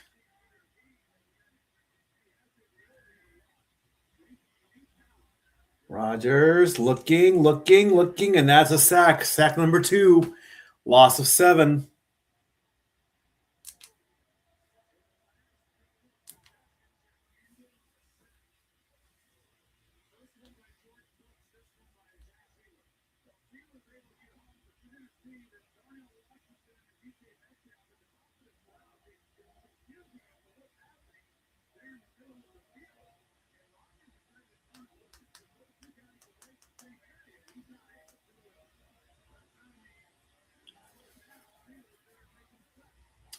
So the punt is away, and it's going to bounce at the 30 and get downed by Samuel.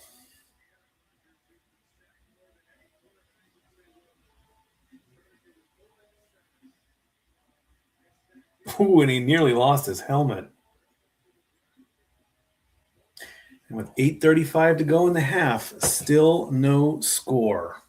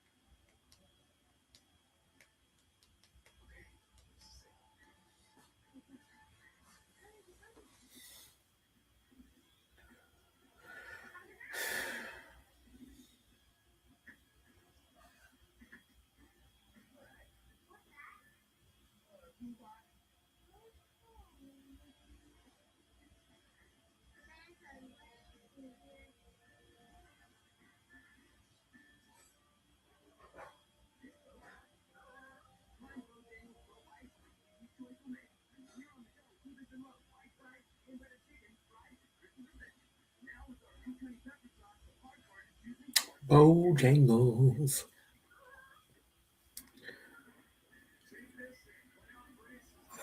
Steelers won 4 of the first 5. Dolphins lost 6 of the first 7. Then they swap it around, and the Dolphins win 5 of the last 6, and the Steelers lose it, and it's 7-6 and 6-7. And that's where we're at today.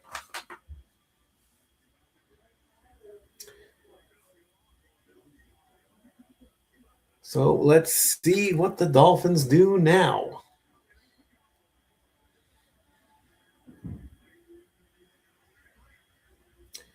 Handoff. 8 chain, 4 yards. 2nd and 6 coming.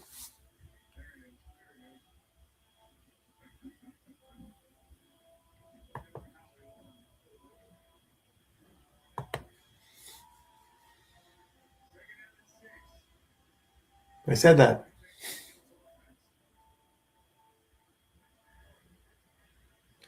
First 3 drives for the Dolphins. 7 rushes, 36 yards. Now they're passing. 2nd and 6 coming up. Tua waiting for the snap. Gets it. Fakes the handoff twice. Rolling, looking, faking. Still has it. Throws it out of bounds. What the heck was that? There was nobody. What was that all about?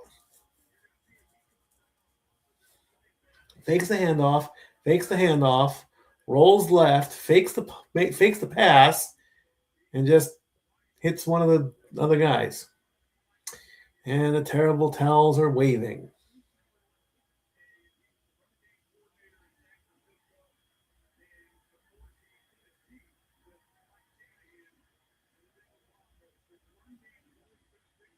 Neither team has converted on 3rd down yet.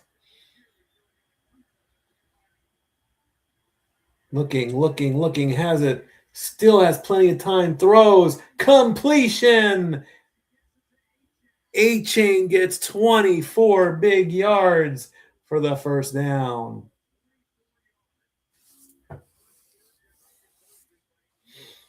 And finally, somebody converts on 3rd down.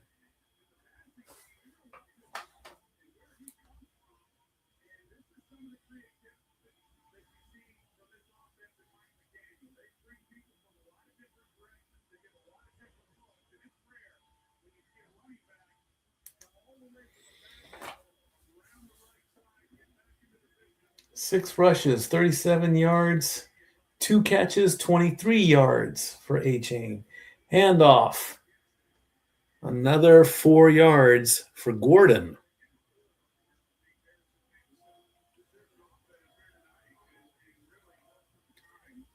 That's 2nd and 6.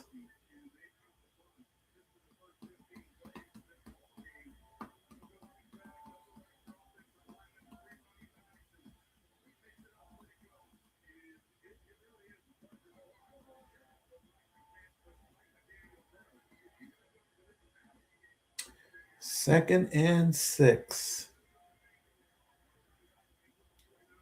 Gets the handoff. A-Chain gets closer. Gets 5. Needed 6.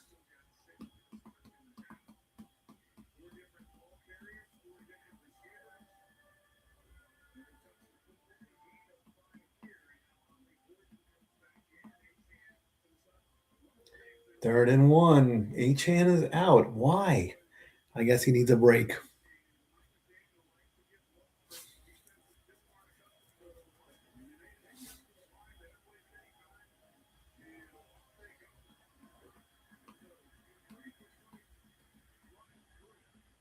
Three on the play clock. Tried to get the handoff. Queen comes in, gets the tackle for a loss of 4. Gordon got tackled, and Gordon is down.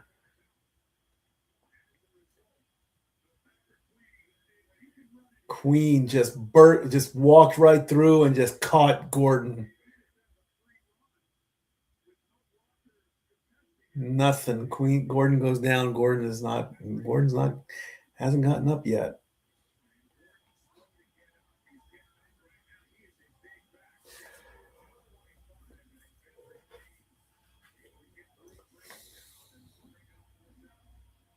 Ollie Gordon II, 6th round pick in the 2025 draft out of Oklahoma State, 6'2", 225.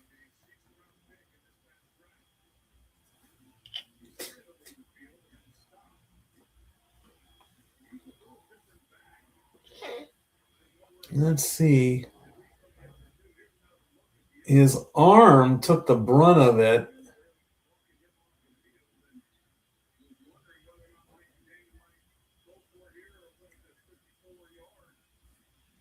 We're going for a field goal? All right. Dolphins are going for the field goal. 54-yard attempt. Riley Patterson's only 5 from 11 and field goal from 50 or more. Dolphins to take the lead on a 54-yarder. It looks, and it's good. Dolphins take the lead 3-0.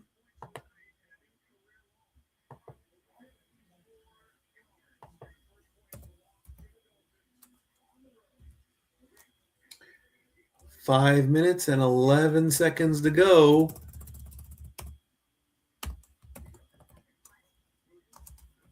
Before halftime.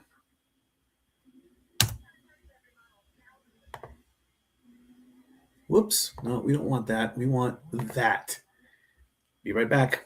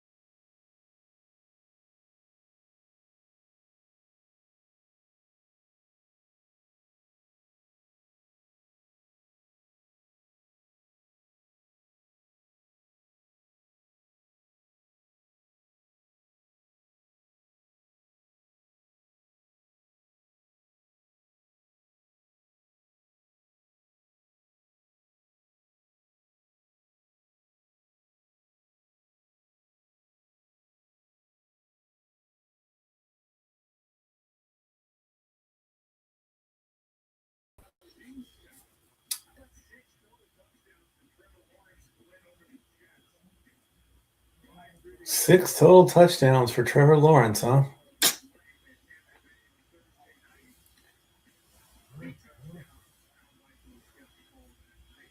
All right, Dolphins going to kick it off. And that ball is going to land short of the landing zone. So that's going to be a penalty.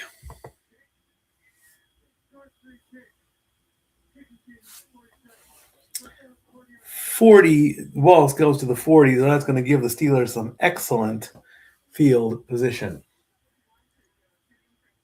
Could you imagine? Imagine, if you will. Imagine, if you will, the Jaguars win the Super Bowl.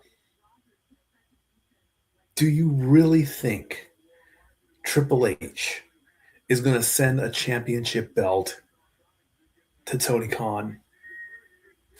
Let that sink in.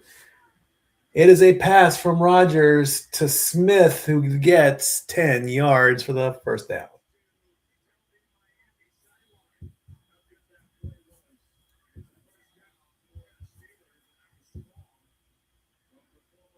I mean, heck, we've had Bizarro Land all season.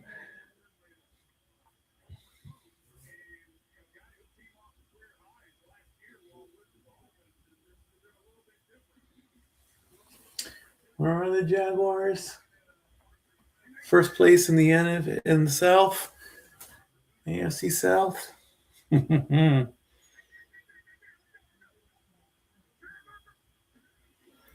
Rodgers with the handoff, and Warren gets 3.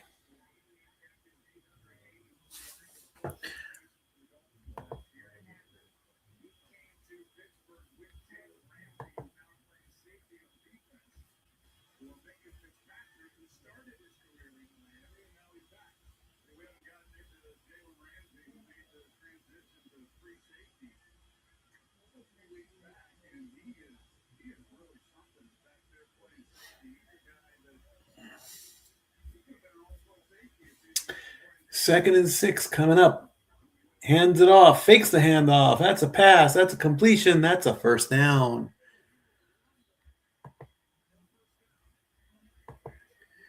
All right, I'm going to put that out into the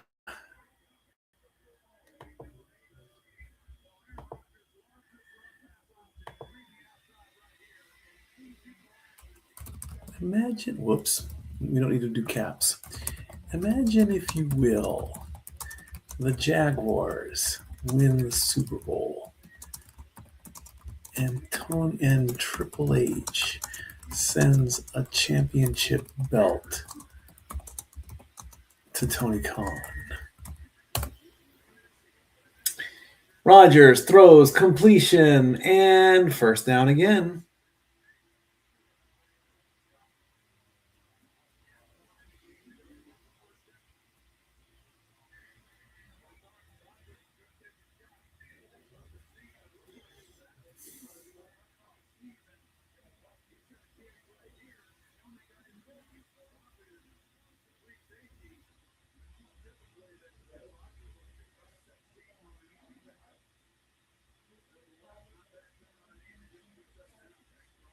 Aaron Rodgers, 11 of 12 for 90 yards.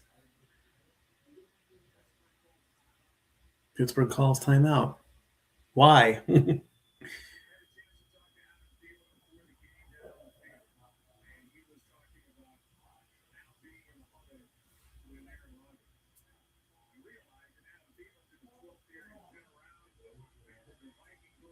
Claimed off waivers from Vikings. Sad day. 5th undrafted player to reach 8,000 reception yards, 3rd in reception touchdowns, 4th in receptions, 5th in receiving yards, waived by the Vikings.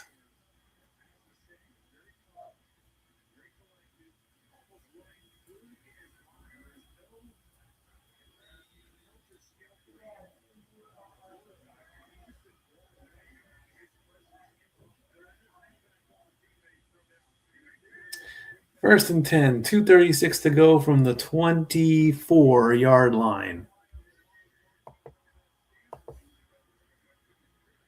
Handoff.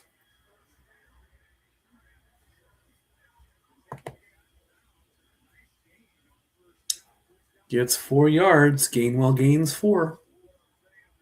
2nd and 6.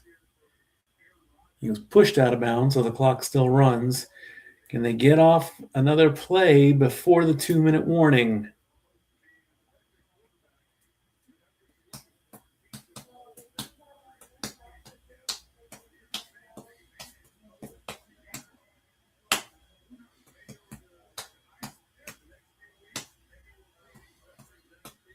Nope. 2-minute warning.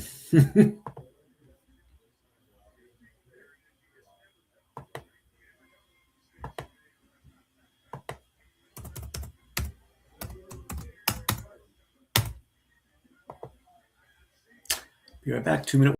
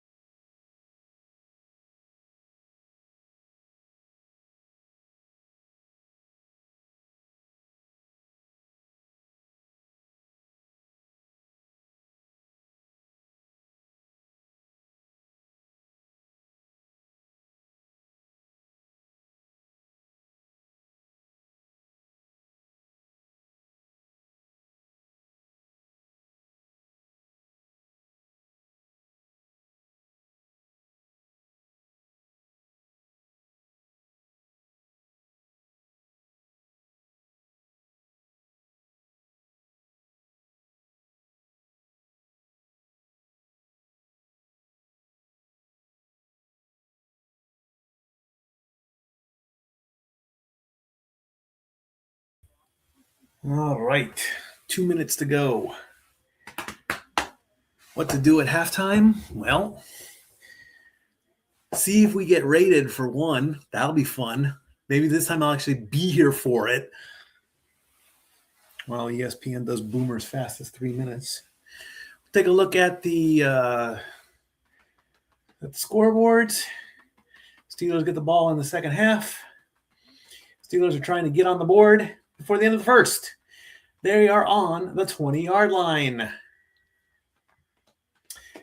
Rodgers looking, short, real quick short pass, and just shy of the first down marker.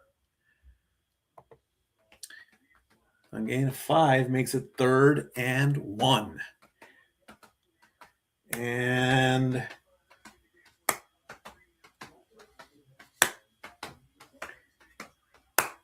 Dolphins call timeout. Interesting.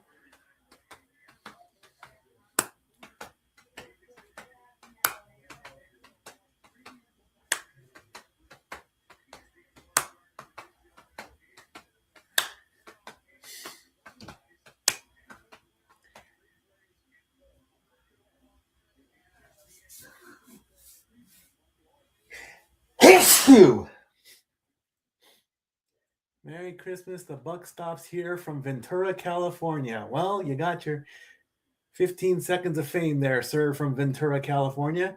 And there's Santa Claus. And right next to him is the Grinch. 3rd and 1. Dolphins looking to make a stop from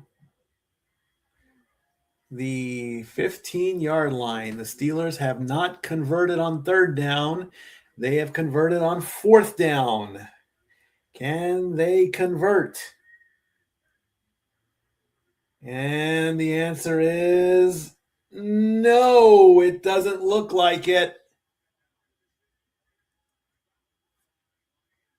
Miami calls timeout as Warren gets right back to the line of scrimmage. What do?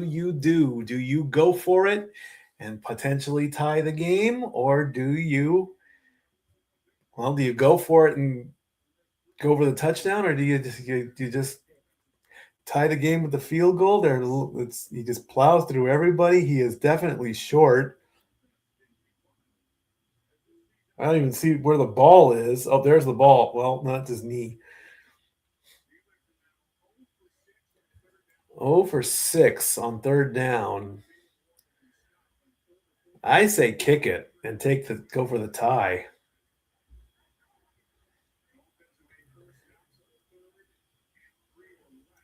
Are they gonna go for it?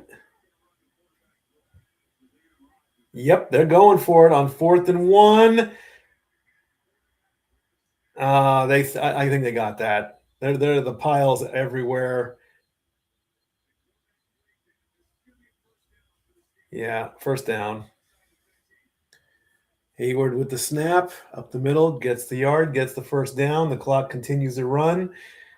I don't know what this play call is. I mean, they want to dominate, and they want to. It almost is like Rocky 2.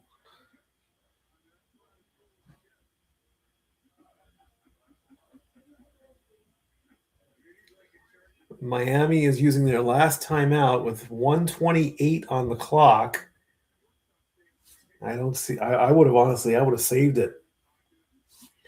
12 of 13 for 95 yards for Aaron Rodgers.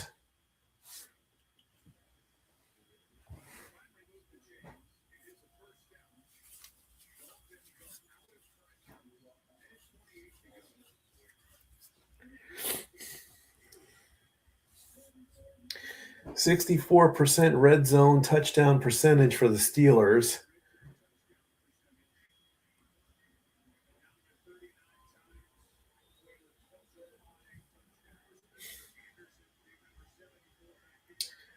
First and 10 from the 14. Fakes the handoff. He's going to go make a play. Throws. Completion. That will bring up 1st and goal.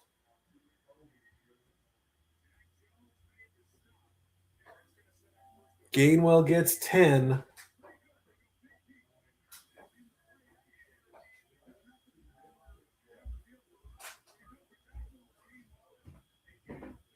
He gets the first down. He's just waiting and gets the first down. Yep. 1st and goal from the 4. High snap, quick little pitch. Can they get him? They got him. Oh, wow, come on. Do we have to have a flag on the play now?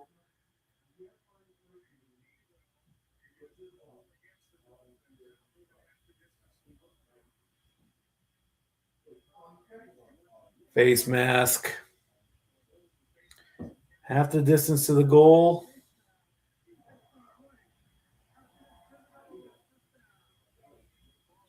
Well, a minute 15 to go.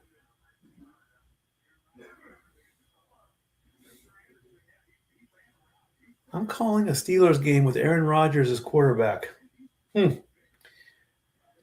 that off my bucket list. They're on the 2. Dolphins have not allowed a rushing touchdown in the last 5 games. I doubt they're going to rush it this time. They should, but I have a feeling Rodgers is going to pass this one. Just do a nice little floater in or something. 5 on the play clock. 3, 2, there's the play, and he's in. No, he's down. He is literally like right on the goal line.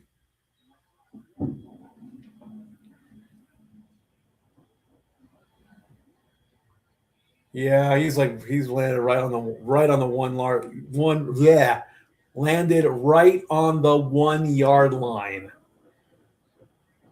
Steelers are going to have to call a timeout at some point. They've got 50 seconds left. They're all 2nd and goal coming up. There's the snap. Nope, that's a stop.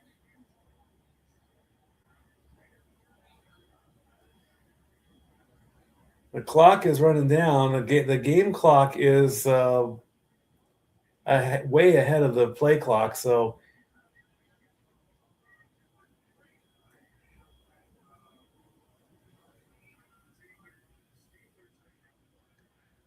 Warren got nothing there. They're going to use their 2nd timeout with 21 seconds left. And Rodgers is like, what do I have to do to get into the end zone?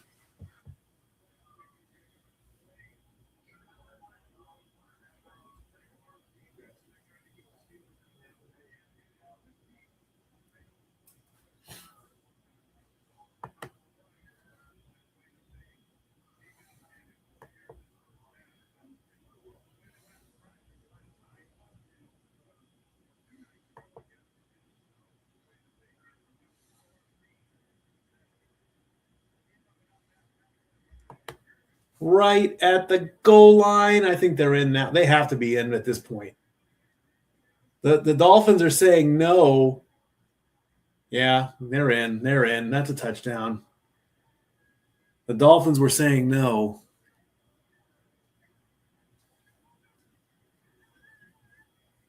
As Connor Hayward rushes in and gets the touchdown to take the lead, 6-3. Let's take a look.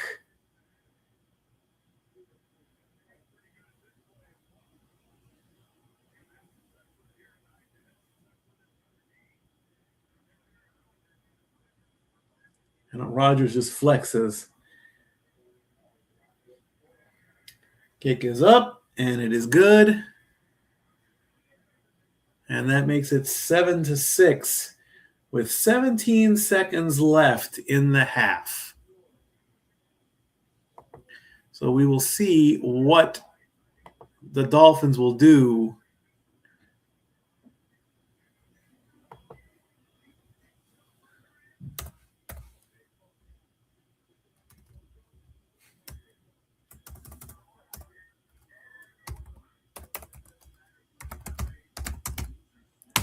Change that. And we'll see what the Dolphins do with the one kick. And see if they can do like a Hail Mary or something, and then we'll go to halftime.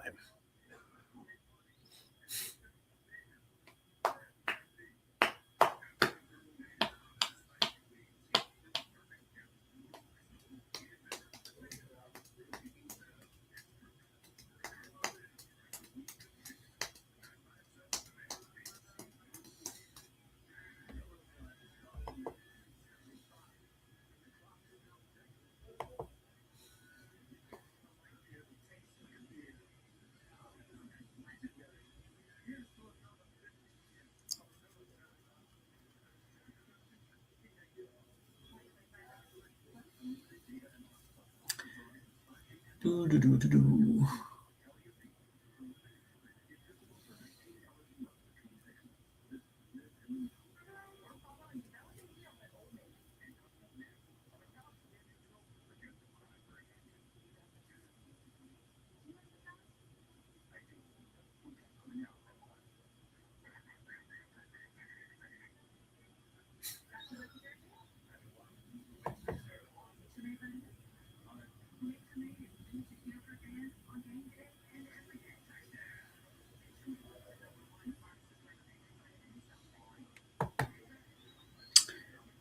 Next week, San Francisco versus Indianapolis, as both teams are trying to get into the playoffs.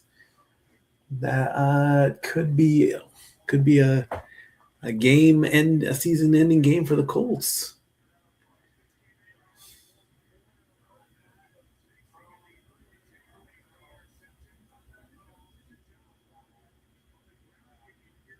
Well, let's see what Miami does before the half.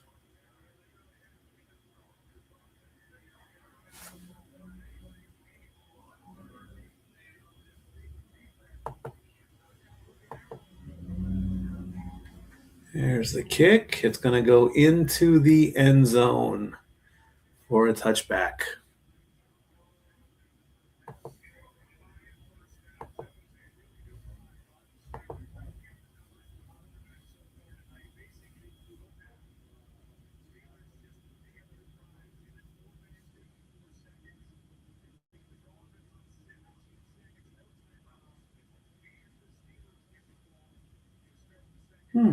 Interesting. All right. So with the ball on the 35-yard line and the Dolphins with no timeouts, what are they going to do?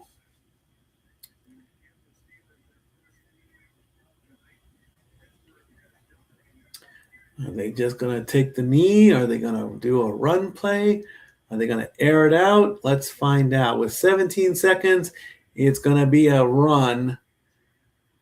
Achane is going to get 7 yards, and that's going to cut it.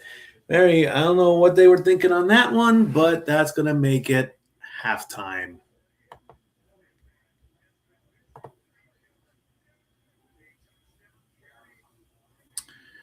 All right. Dolphins going off the field. Steelers going off the field. Steelers get the ball to start the second half.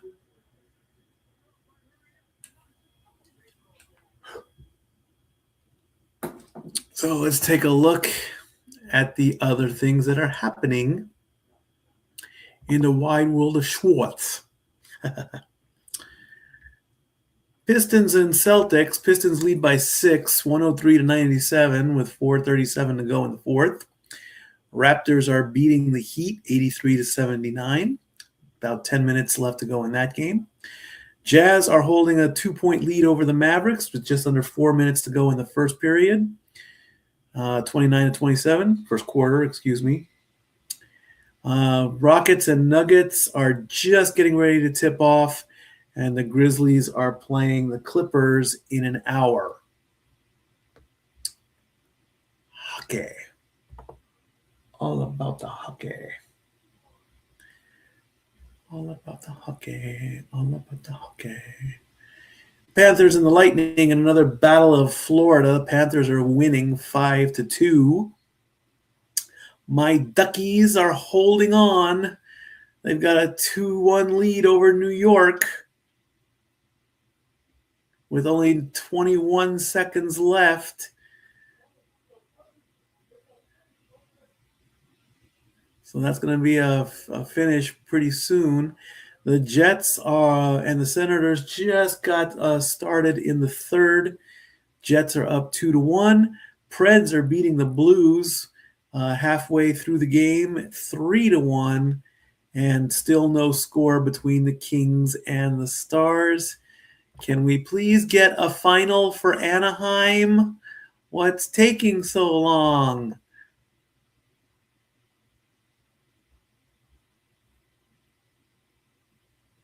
Cutter Gauthier scores to make it 3-1 to ice the game. Anaheim Ducks win. You see, it's the hockey duck. So where's that gonna? Let's take a look at the standings here.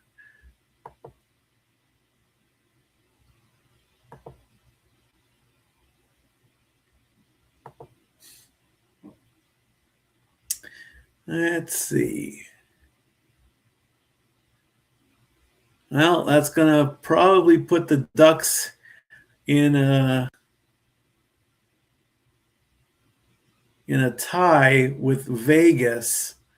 So because the Golden Knights have played less games, they get the number one spot. Halftime is over in 10 minutes.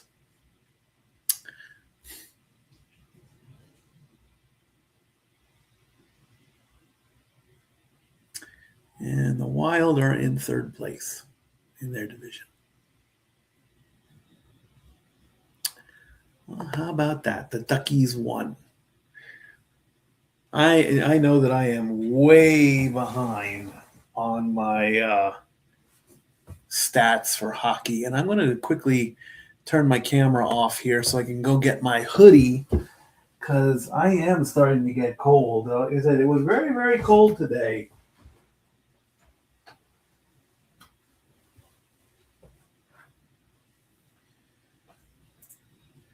Because we had an Arctic blast that came across Ohio was cold, Tennessee was cold. Those Arctic blasts are nothing to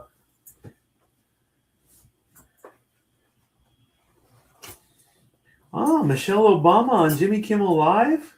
Cool.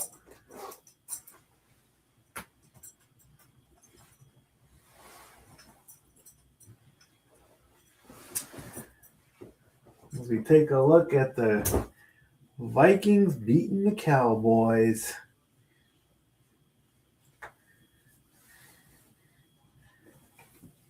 Cowboys beat the Vikings 34-26.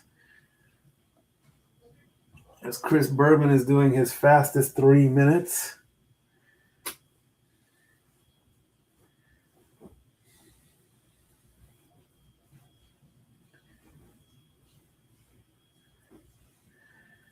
So we'll just go right along with them. Patriots and Bills in the snow.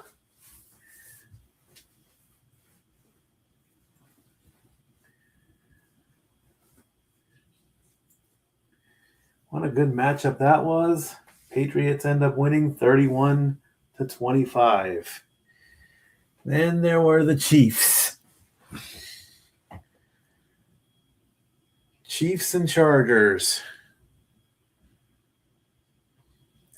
And of course, Patrick Mahomes is out. Packers and Broncos.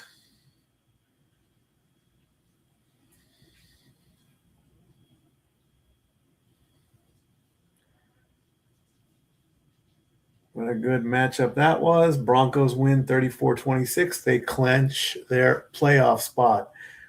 Lions and Rams. The Lions had won this one, they would have helped with the Vikings knockout, but Rams clinched their playoff spot. Oh, Governor Schwarzenegger has Rivers and the Colts. Seahawks win that one, though. Rivers won 18-27.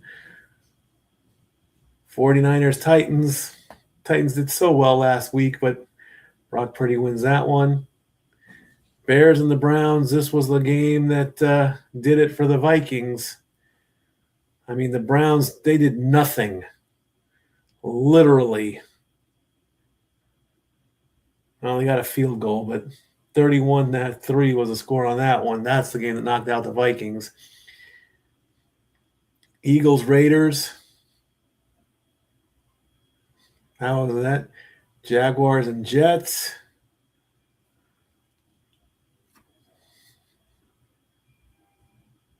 Jaguars win that one.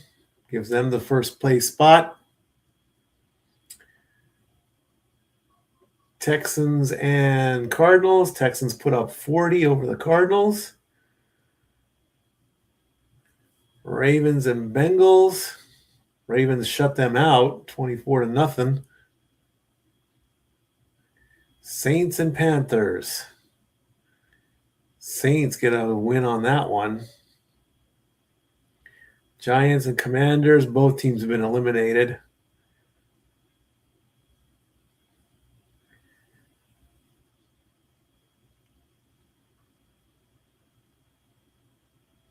And there you go.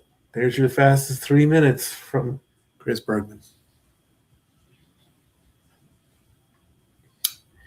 All right. Halftime is nearly over.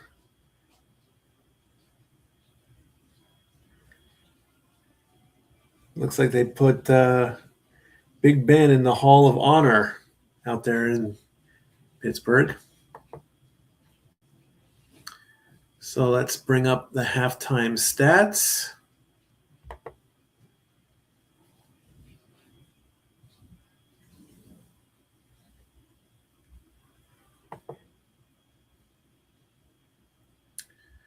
Let's see what we got here. 10 first downs for the Steelers, 5 for the Dolphins. Tua Tagovailoa, 5 of 8 with an interception. Rodgers, 13 of 14 for 105 yards. Tua's got 61. Chain's got 49 rushing yards, 8 carries. Warren's got 8 carries for 20 yards. Chain's got 23 receiving yards. Gainwell's got 41.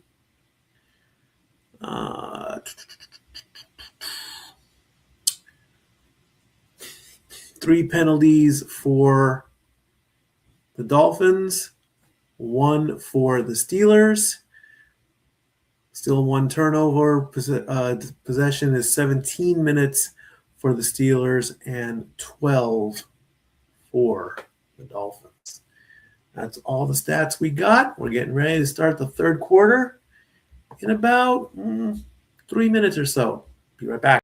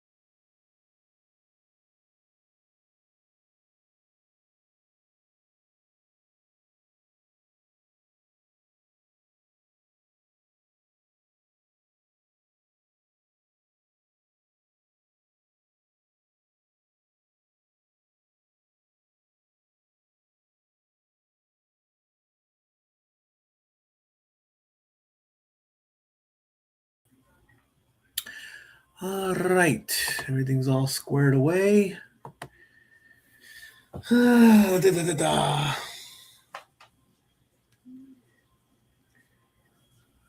Marvel Deadpool VR for the MetaQuest? Yeah, I don't know about that.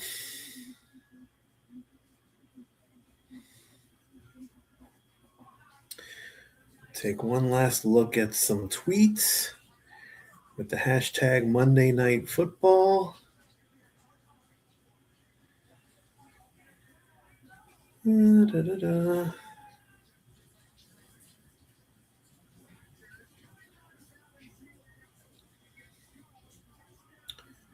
Do-do-do-do. Do-do-do-do-do.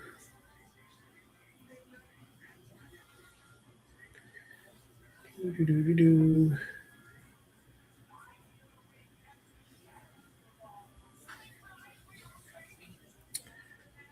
Do-do-do.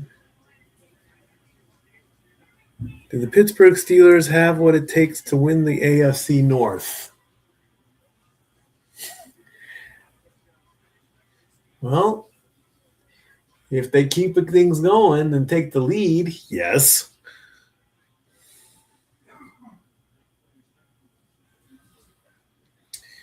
And I better close my door here. Ow! As I kick my table.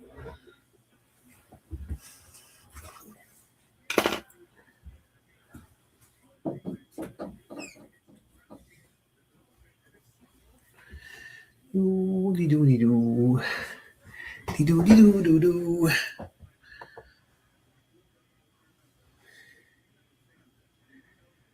7-3 Dolphins trying to keep their playoff hopes alive.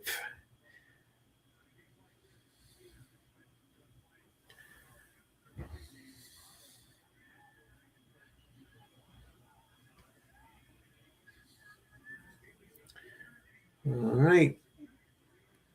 Dolphins kick off, and the second half is underway.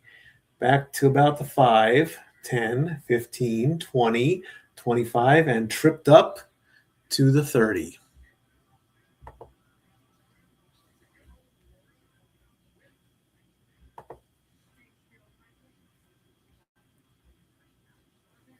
"24 yards. Second lowest this season for the Dolphins. Week 1, they got shut out in the first half. Man, those are some thick glasses for Mike McDaniel. Wow. Is that a fashion statement? I don't know what that is. I haven't seen glasses like that since I wore that style. All right. 1st and 10, first drive of the second half. What are the Steelers going to do? They're waiting. Gets the handoff and a few. Oh, still going. Still going, but gets about 5, gets 6. Warren gets 6.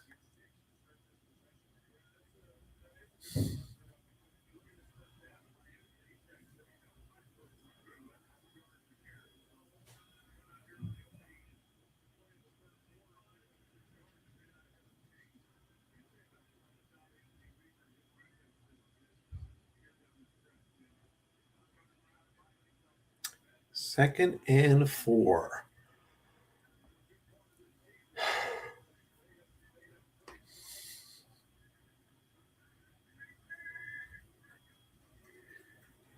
It's a handoff and it's going to be a little bit short, I think. Warren gets 3, so it's going to be 3rd and 1. Steelers have only converted once, I believe, if I remember correctly.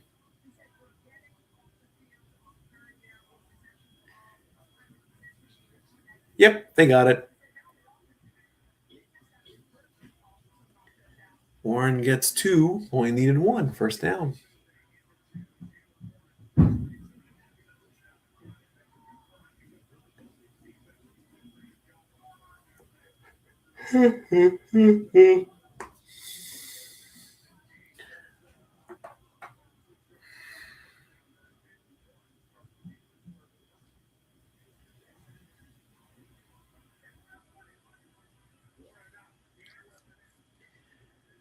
Hand off and goes to, and Gainwell's still on his feet and he's still going. He's going. He runs out of bounds. He got 40 yards on that run. That'll get the towels waving.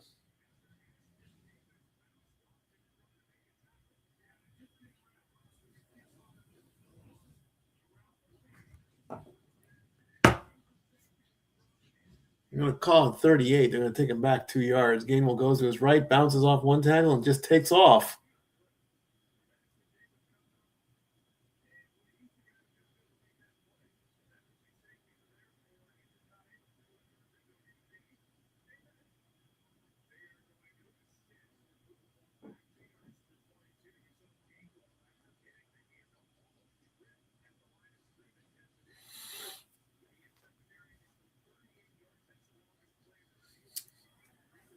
Rush offense in the last 3 games, 78 total yards tonight. 1st and 10 from the 22. Gets the handoff and gets another 4. 3, close enough.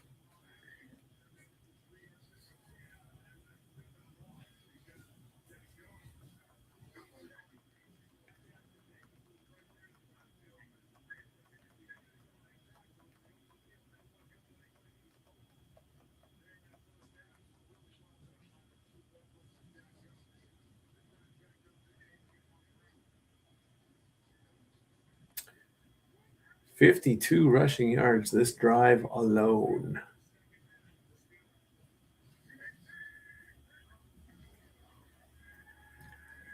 Rodgers going to throw it, and that's it there in there for a touchdown.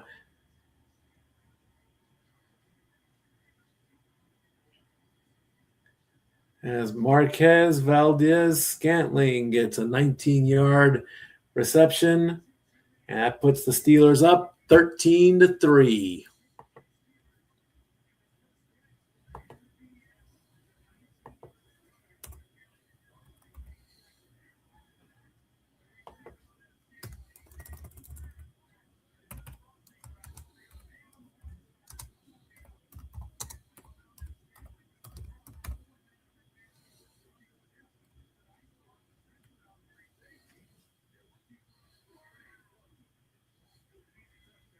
Six plays, 71 yards. Extra point is up and good. Steelers up 14-3. 11:20 to go. Dolphins can still turn this around. Be right back.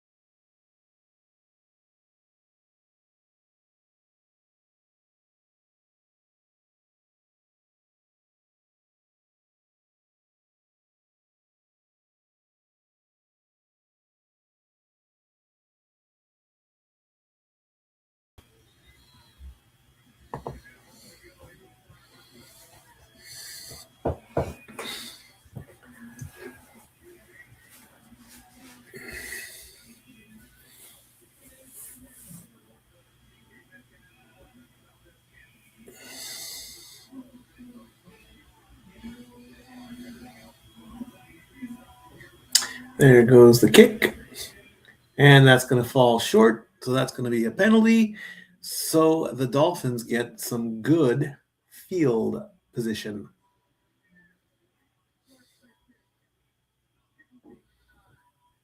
It happened already once, though. Interesting.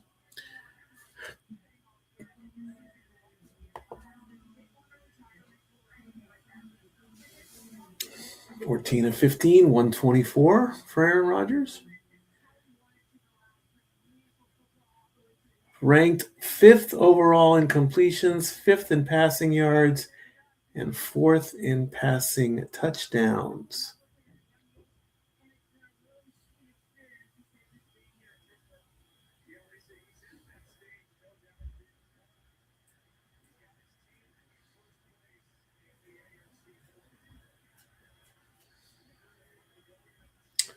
From the 40, Tua hands it off to A-Chain. Gets nothing. Goes right back to the line of scrimmage.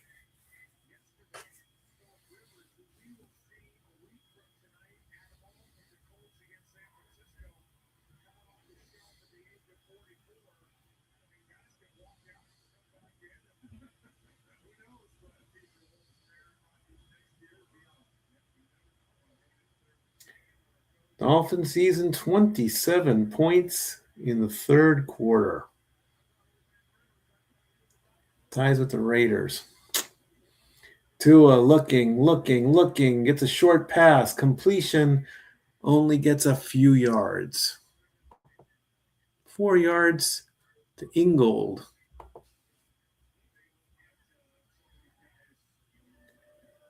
Oldest starting quarterbacks.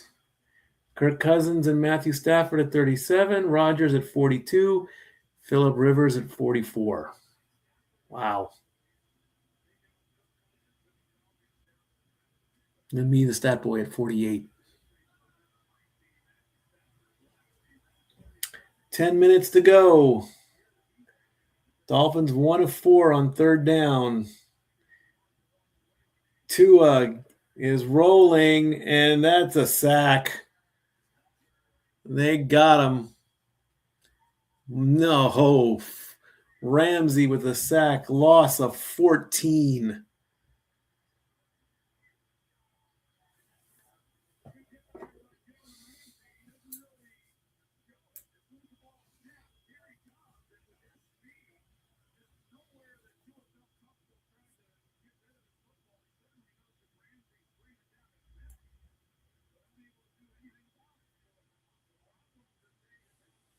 And there goes the punt. And the catch at about the 15, 20. And that's all it's going to get. 5-yard return or so. 9:06 to go in the third. And the Steelers have the ball. Be right back.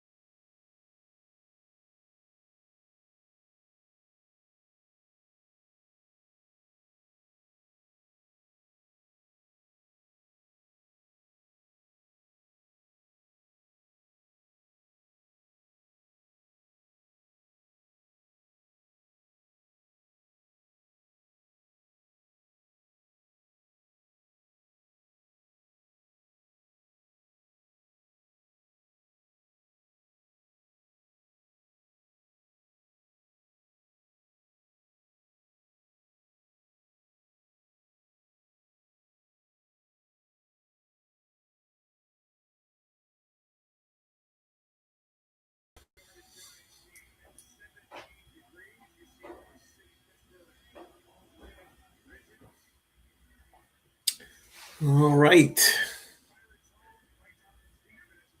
In Tomlin, we trust. 9:06 to go in the third quarter. The last time the Steelers lost on Monday Night Football was all the way back in 1991. DK Metcalf with a completion.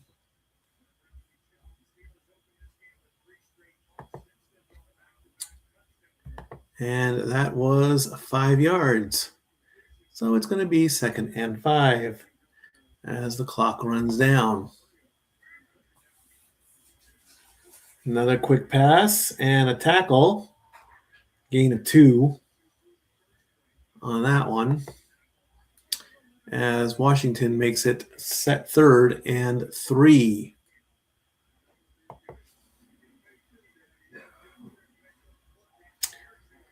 A quick snap. Rodgers goes for it and gets nothing. Valdez-Scantling with the intended target.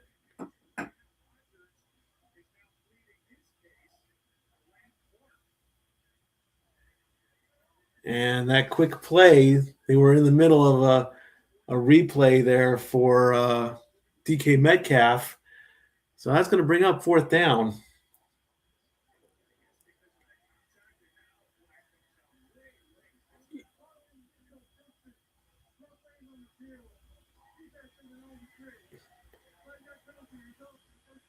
So now they call too many men on the field? Really? Are you kidding me?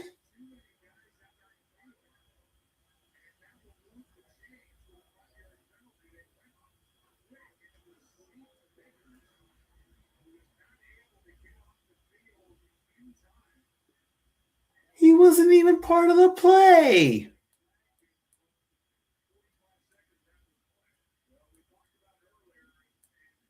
Unbelievable. And so the Steelers get an automatic 1st down because of 12 men on the field because he didn't get off the field quick enough. Gainwell's going to rush up and get 10.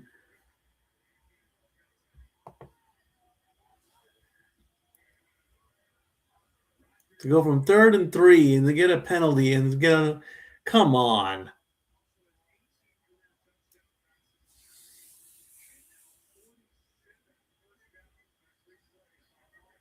Second and 1. Gainwell got 9 on the last one. Rodgers 16 of 17 for 131. Gets the handoff. There's the 1 yard that they needed. And then he got more. Got 5 on that one. Gainwell with the 1st down. Clock now hitting 7 minutes and 30 seconds in the 3rd. 103 total yards for Gainwell, mostly on the rush. Rodgers going to pass.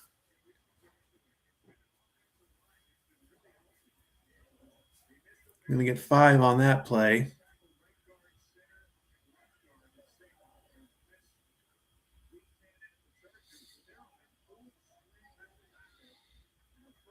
Second and 6 coming up. 100 yards in the 3rd quarter just alone for the Steelers. Waiting and waiting and waiting and getting the clock down lower and lower and lower. Rodgers throws, and is it a pick? Oh, come on, ref. Give it to him.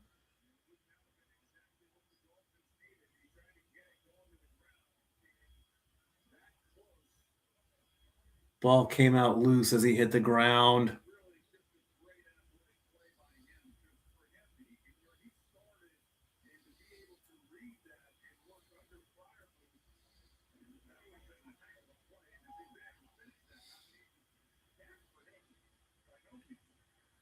Steelers are 0-6 when they started the game. They've converted twice.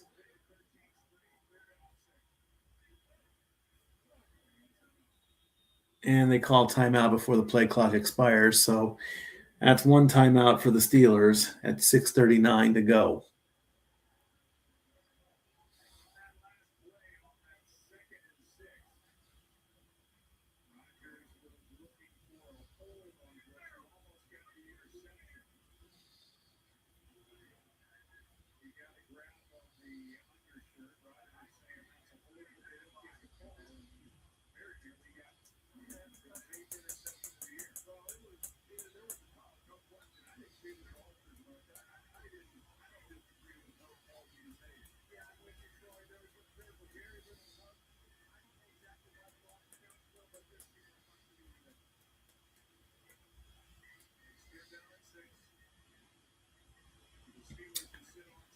Steelers will probably get to 8-6. 3 games to play. It's going to be a two-team division. 3rd and 6 coming up.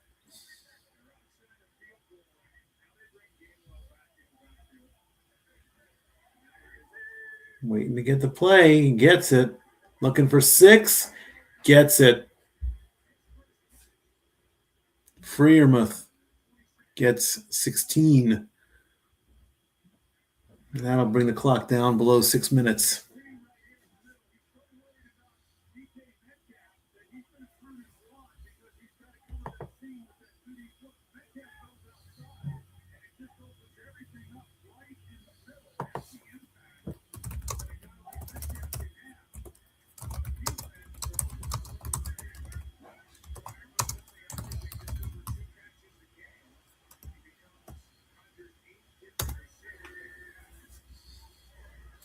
Hand off to Gainwell, and he's going to get tackled behind the line of scrimmage. So that's going to be a little loss.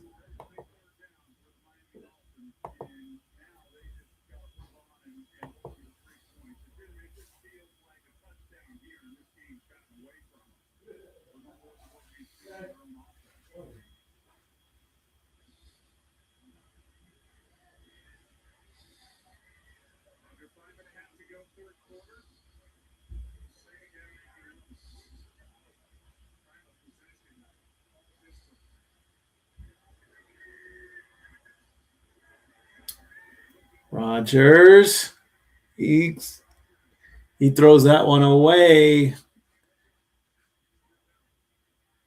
Almost got sacked.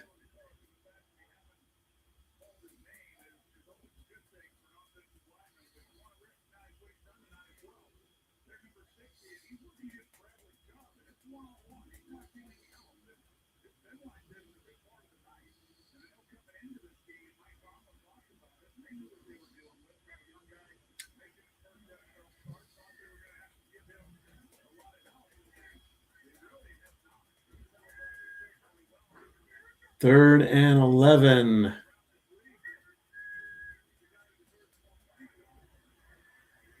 Rodgers throws completion. Metcalf is going to fight his way and get pushed into the end zone. And that's going to make it 20-3.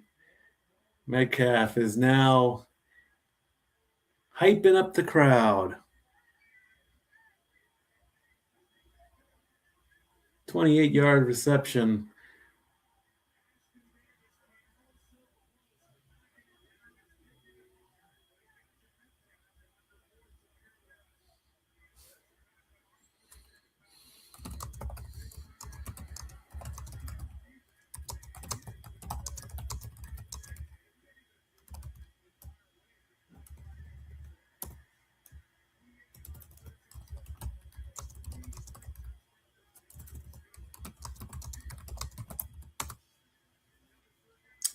Extra point is good. Dolphins now down 21-3 with 4:58 left to go in the third. Looks like the Steelers are going to run away with this one unless the Dolphins can seriously turn it around. Be right back.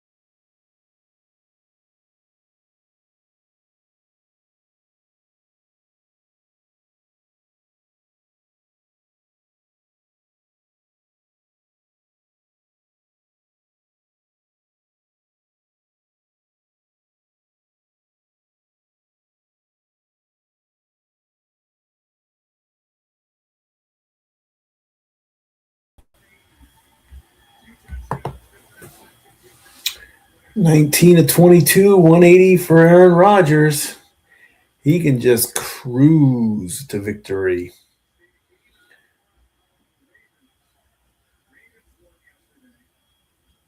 Three-possession game now for the Dolphins. And they're going to go 15, 20, 25, and down just before the 30. 4:53 to go in the third.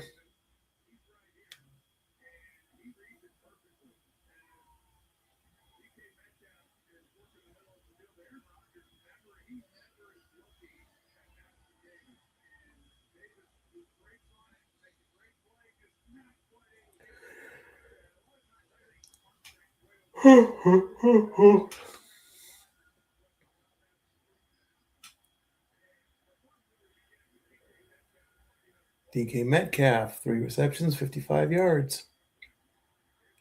Quick throw from Tua over to A-Chain, but he gets tackled behind the line of scrimmage.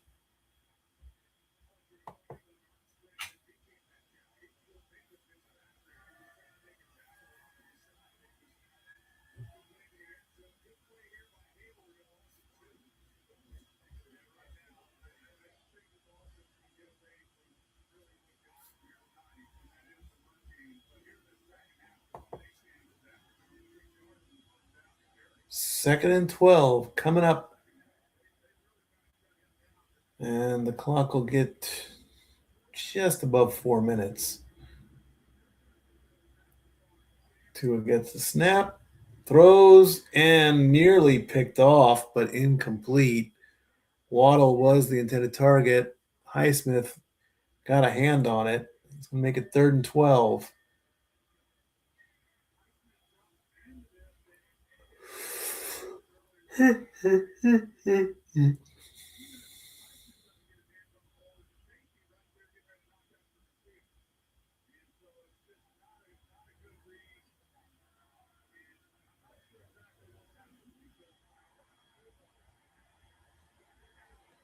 Third and 12. Dolphins are 0 for their last 16 on 3rd and 10 or more. Tua's got time. He's got plenty of time. Here come the defense to get him, and they got him. Loss of 11.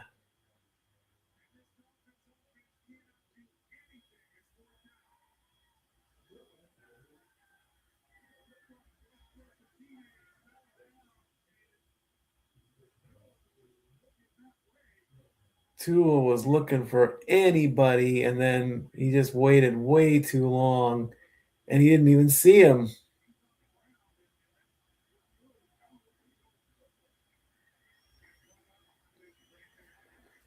There's the punt. Behind the 30. And doesn't get anywhere with that. Flag on the play.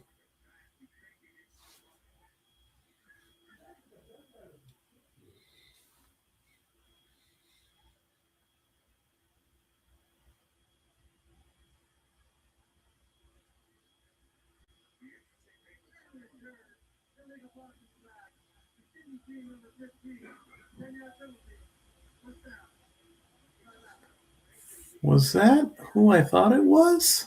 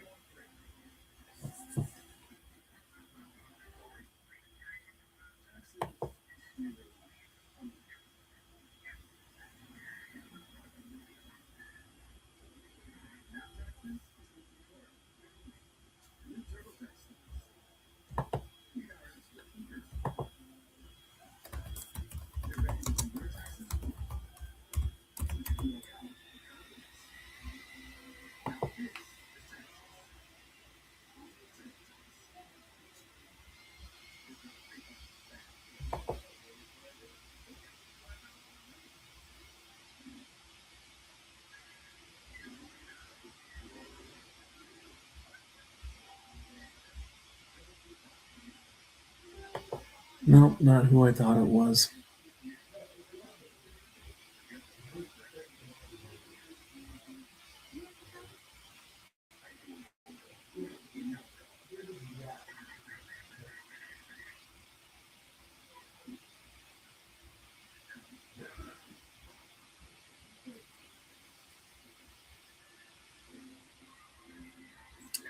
Not what I thought it was. Oh well.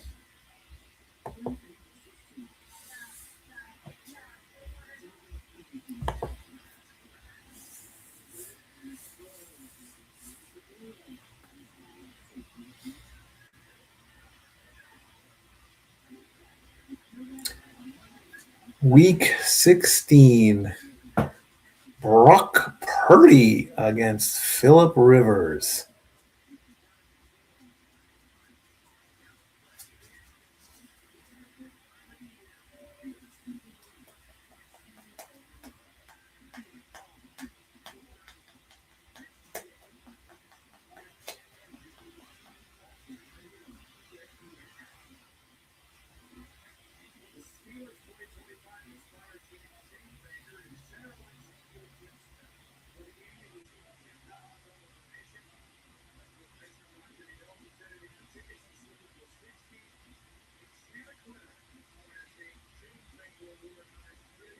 Oh, that's nice.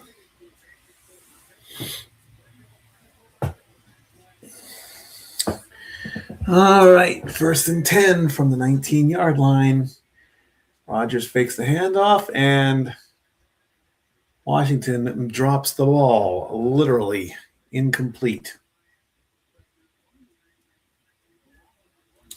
For the first time this season, the Steelers have had 3 straight touchdown drives. Can they have a 4th?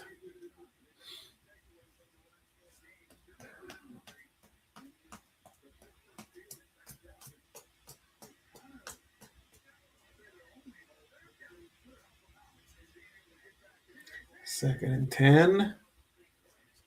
Gets the handoff. Nope. Not much there. Warren gets 2. And it'll take the clock down to about 2:20 if they get the playoff quick enough.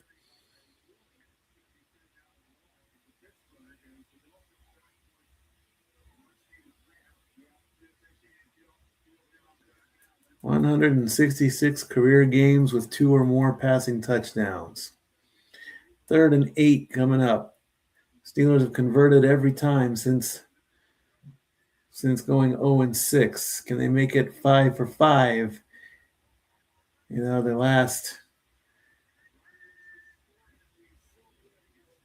Do they convert? No. What a hit that was, though.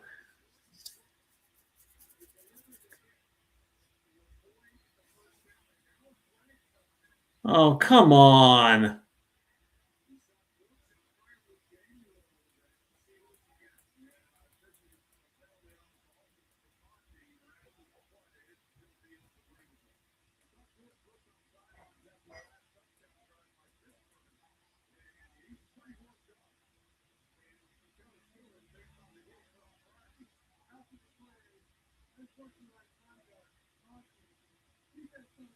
Unsportsmanlike conduct taunting against the defense?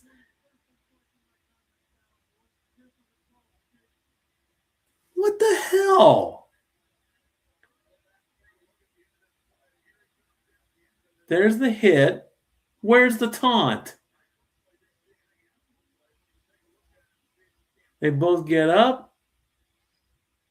That's a taunt. He's just standing up over him.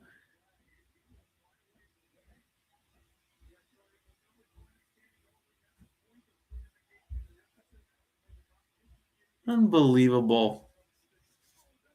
That's a taunt just by standing and looking down over him. Really? Come on.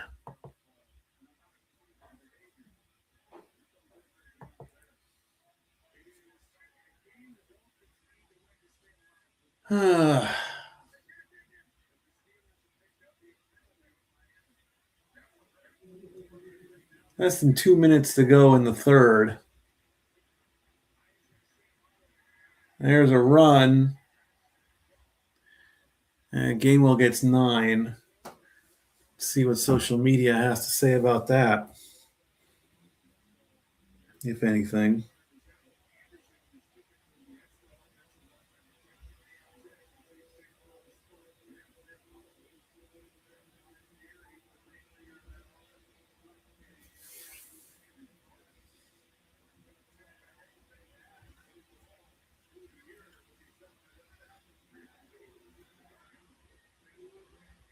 First down as Gainwell gets 2. As a Steelers fan, that is the softest penalty I've seen in my life. Yep. Doggone it.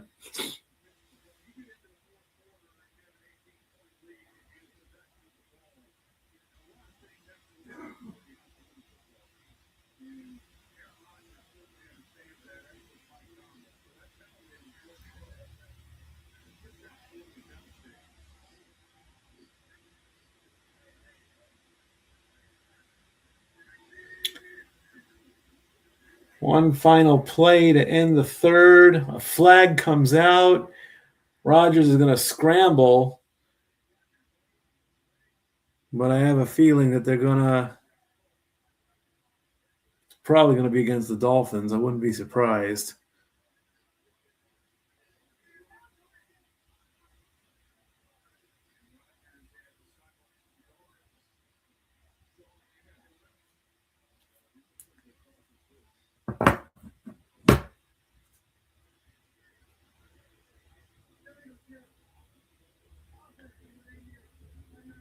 Illegal shift against Pittsburgh.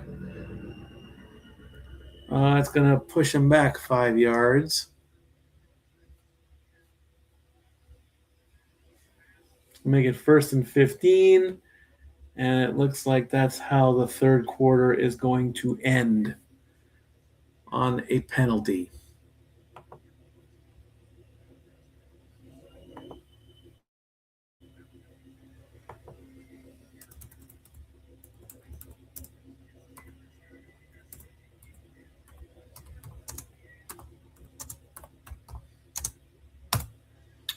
The fourth quarter when we come back.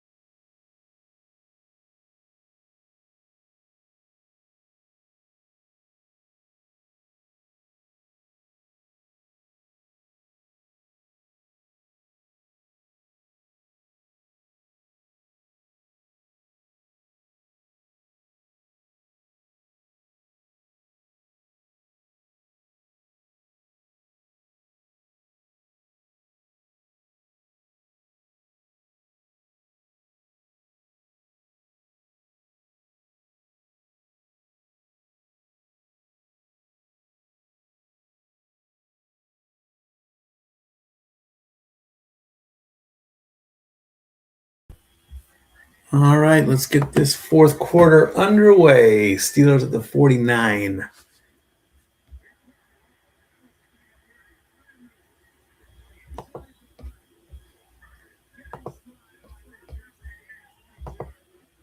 22 yards from Friarmouth.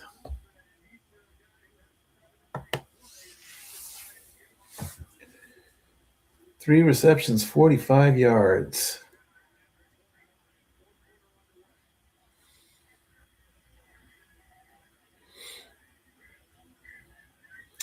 Rodgers is 21-25. That's a handoff.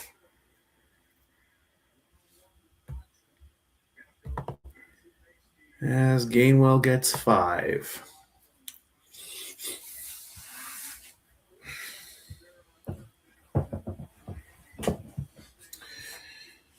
All I want for Christmas is a brand new chair. All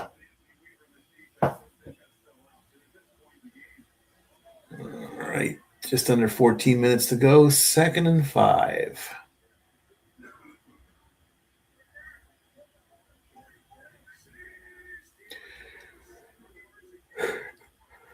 Completion, first down. Out of bounds at the 14. 10 yards.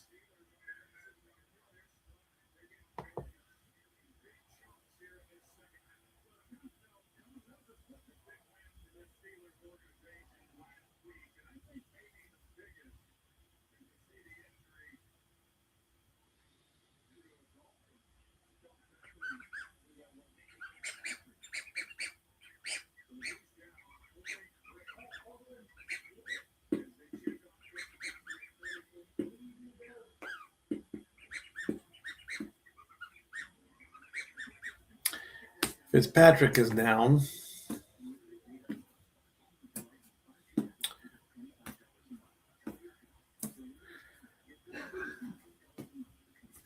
I'm almost tempted to go to bed.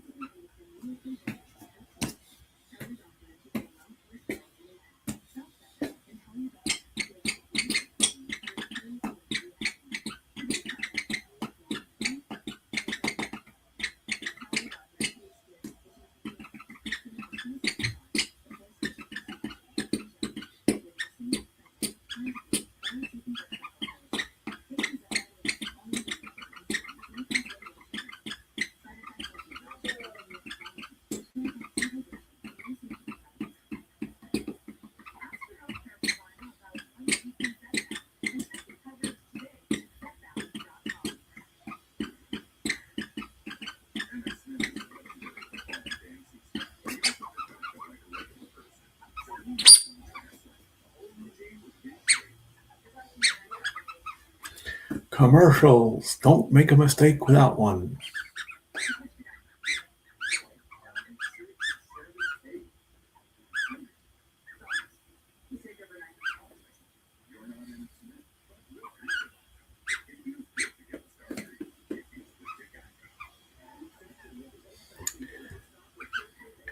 Rams and Seahawks on Thursday.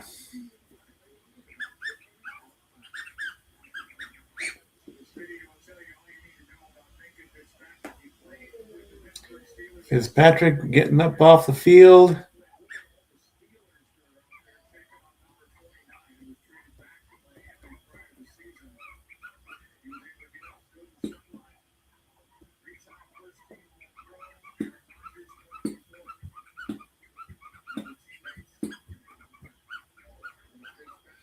Ball on the 14-yard line. 1st and 10. Steelers with the ball. Clock at 13:15 to go. Play number 9 for the Steelers. Rodgers is going to pitch. And he just waltzes right in. Smith with the touchdown. And that's going to make it 27-3. It's Jonnu Smith. You might as well put the coat on now there, Aaron. 27-3 will do it. It's all over, but my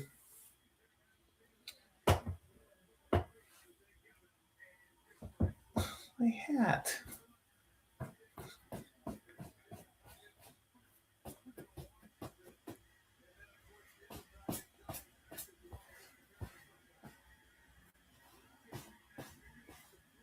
Extra point is good. And with 13:01 to go in the game, 28-3 is the score. Be right back.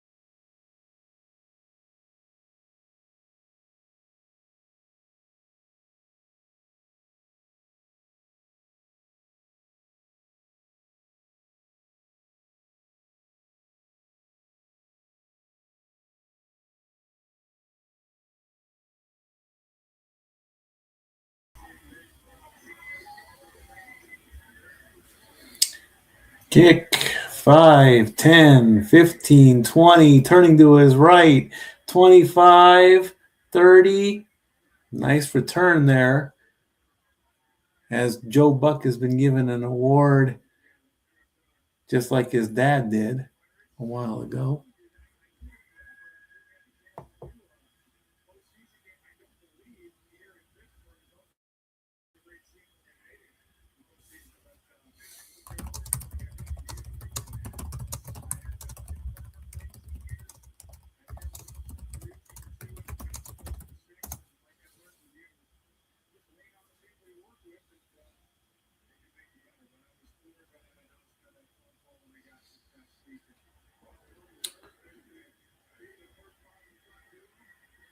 Tua with a completion and a first down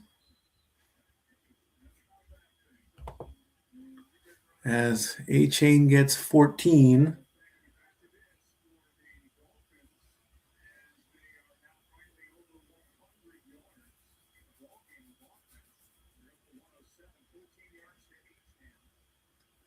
First down since 6:58 left in the second quarter. Yeah. 22 first downs for the Steelers, 6 for the Dolphins. Just before half. That's going to be a run. And that's going to be another first down. Maybe. He's going to be a little bit short.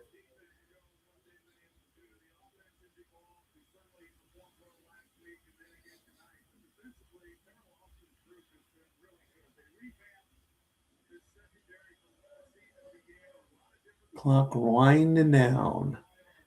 11:45 to go. 2nd and 1 coming up.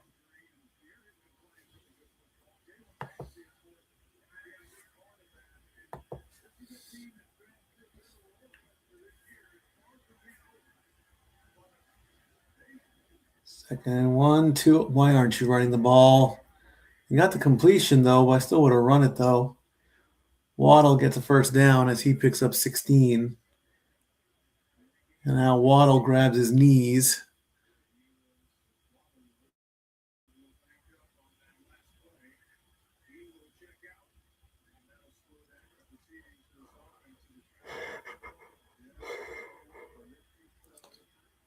As the clock hits 11 minutes.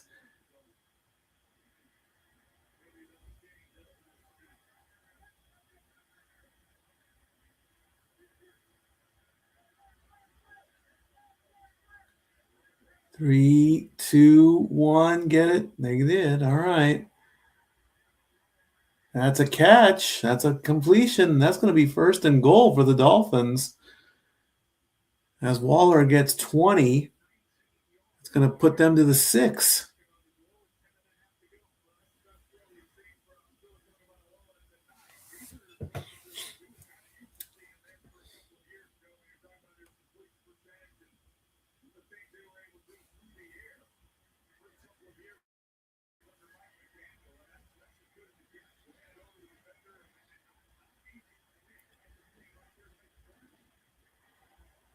Dolphins knocking on the door with 10 minutes to go in the game. Tua's looking, rolling. He's in a lot of trouble, but he rolls around. He's clear. Throws to the end zone, but nobody's in the nowhere near it. So that's going to make it 2nd and goal.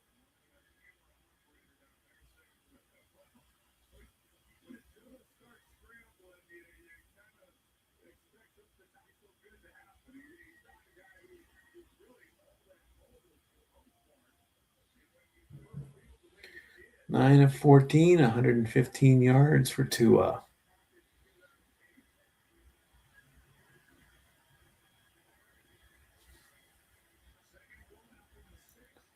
Second and goal. Tua looking to his right. He's got somebody open.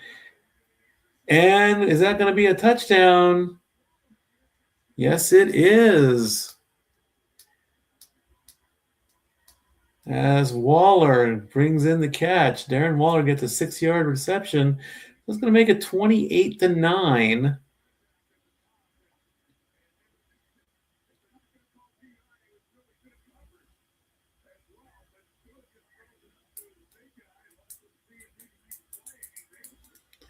And are they going to go for 2?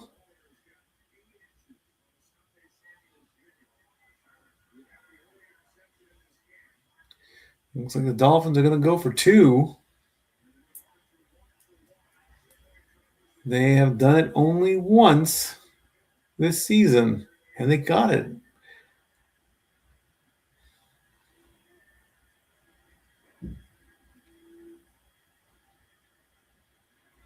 Tua's looking, throws way too far into the end zone.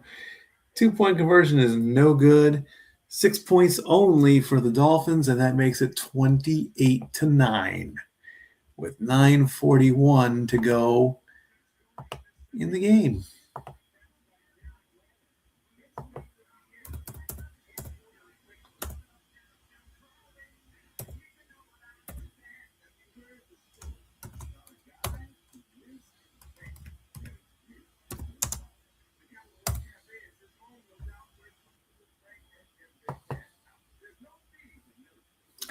Be right back. We're getting closer and closer to the end.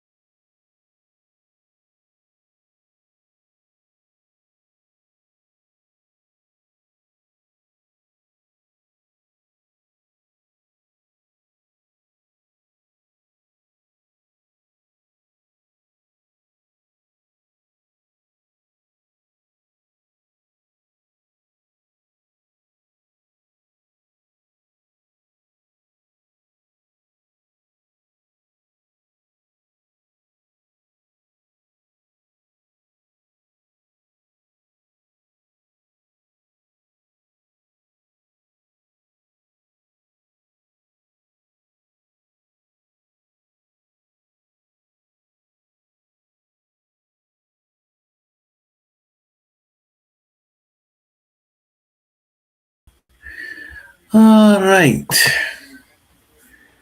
9:36 to go. Aaron Rodgers, 22 of 26, 219. As the whistles blow, you got a 30-yard return. Dante Moore, Fernando Mendoza, Ty Simpson, John Mateer, and Darian Mensah, the top 5 quarterbacks that are coming up in the draft, which is 130 days away, 128 days, as they have the clock there.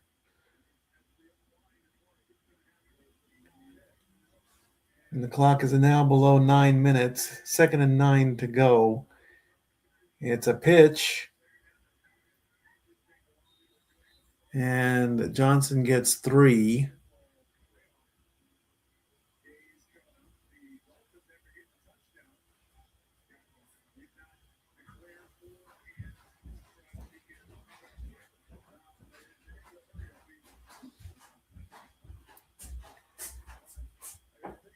They would not have gone for an onside kick.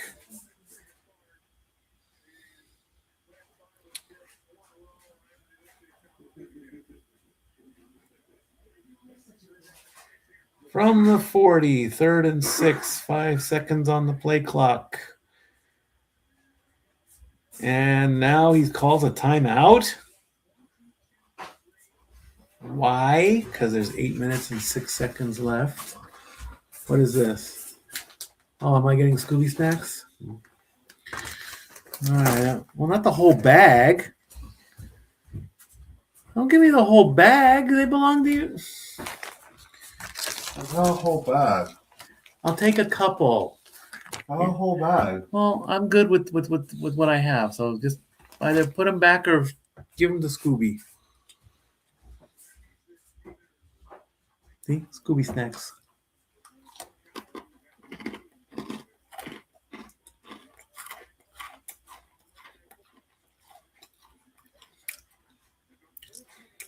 Attention all cereal makers. There needs to be a Scooby-Doo cereal. No, they're graham crackers. They need to make these smaller, though, and make a cereal out of them.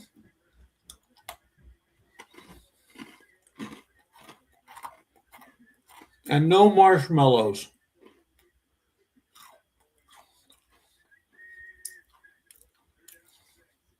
3rd and 6. Will they convert? Maybe.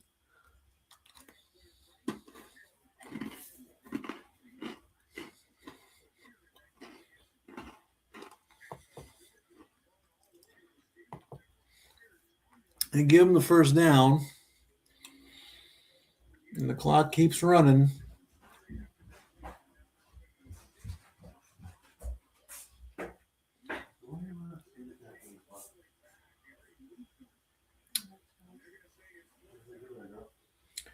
Now they can't make up their mind where he was. His knee is down before the first down marker. So now they're going to make it for 4th and 1.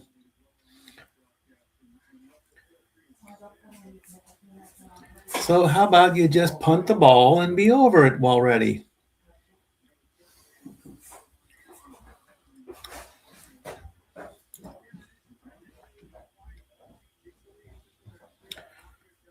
Yep, they're taking off the field.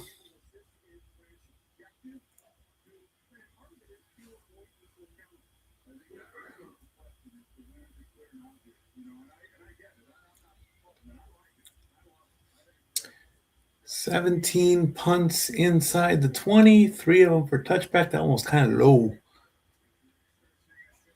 And it's going to go to about the 7, and he almost gets pushed back into the end zone. He gets to the 15 at least. So the Dolphins got 7 minutes and 23 seconds to put another touchdown on the board at least. Second half offense for the Steelers.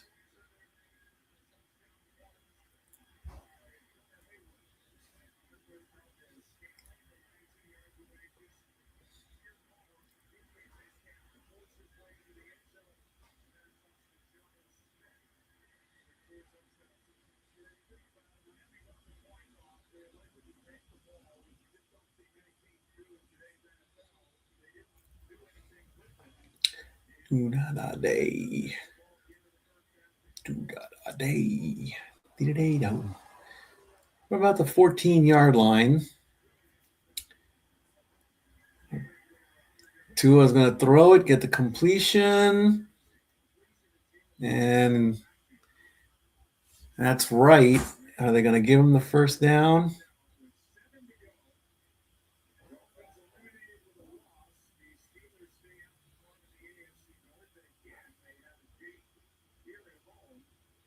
So the clock hits below. Nope, they're going to make it 2nd and 1. It was a 9-yard pass.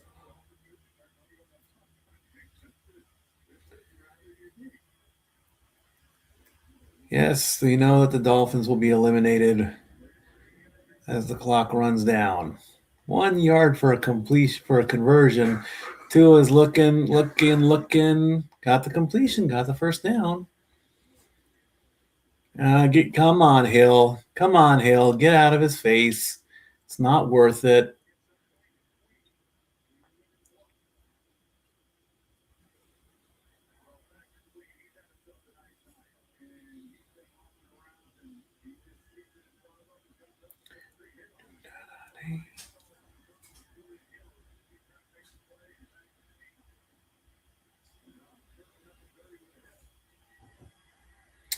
And the clock hits 6 minutes.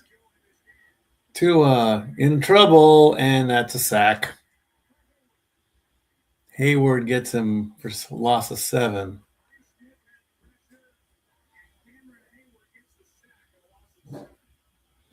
That's going to push him back to 2nd and 17.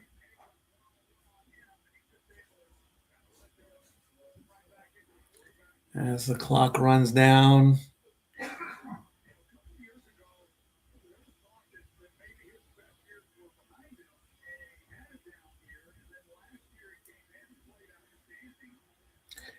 "91 sacks for Cameron Hayward."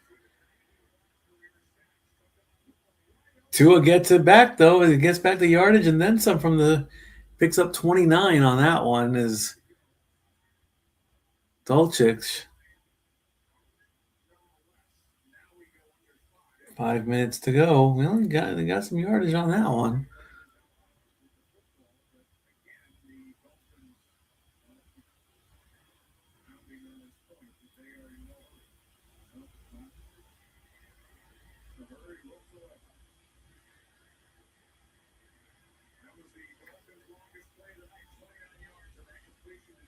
Right at midfield. Tua's looking again. He throws. It's complete. Waller gets 4. And that'll bring it down to about 3.5. Nope, 3:45.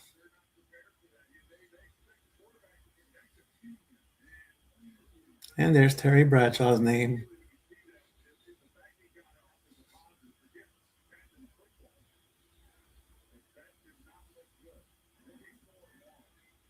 Second and 6 coming up.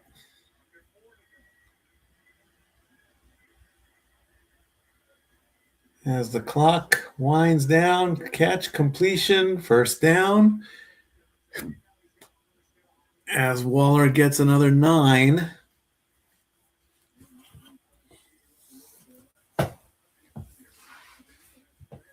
Ball on the 37.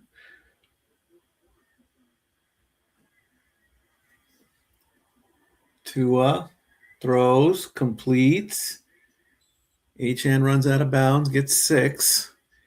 That will stop the clock at 3:19.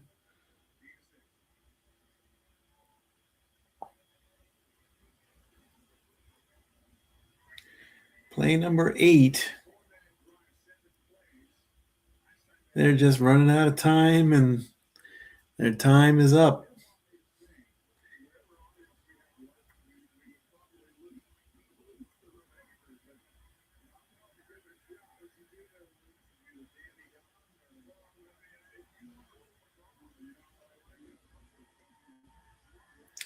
Tua avoids the sack, gets a completion.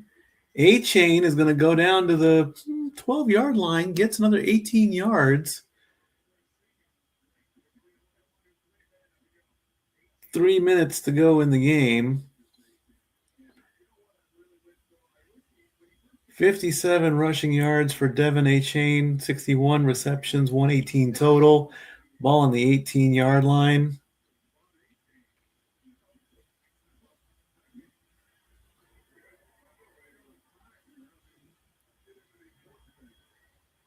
And it looks like what are we getting, a timeout?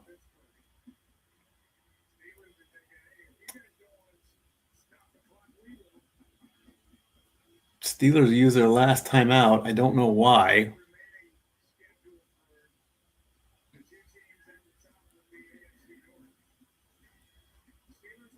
So the Steelers are going to play the Lions, the Browns, and the Ravens. Ravens play the Patriots, Packers, and Steelers.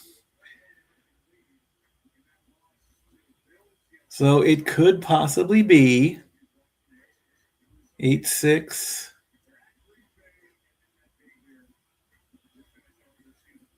It could come down to week 18 between these two. You never know.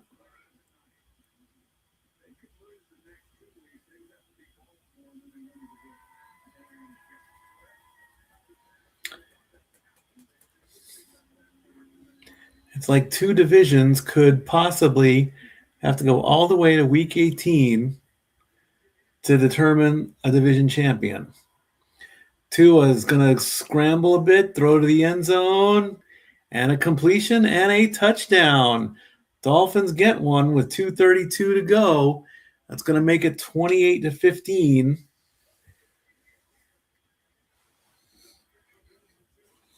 I'm going to go for two.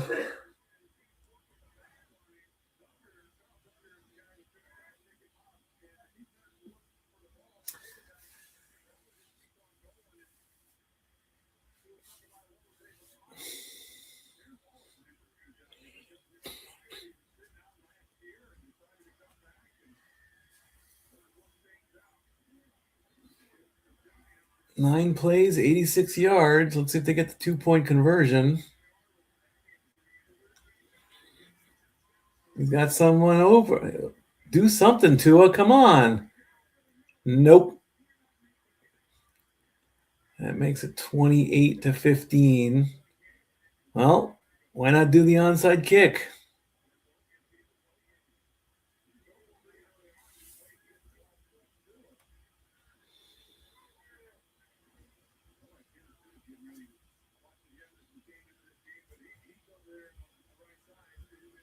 Let's take a look. Let me see what that schedule said.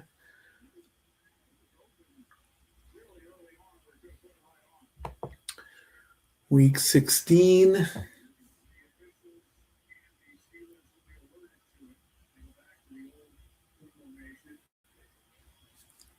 Steelers play the Lions. And the Ravens play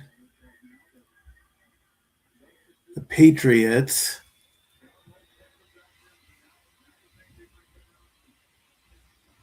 So if the Lions beat the Steelers and the Ravens beat,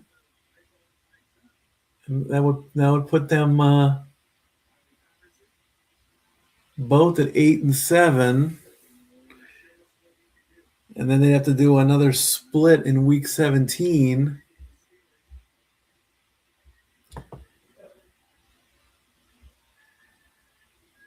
In week 17, Baltimore plays the Packers.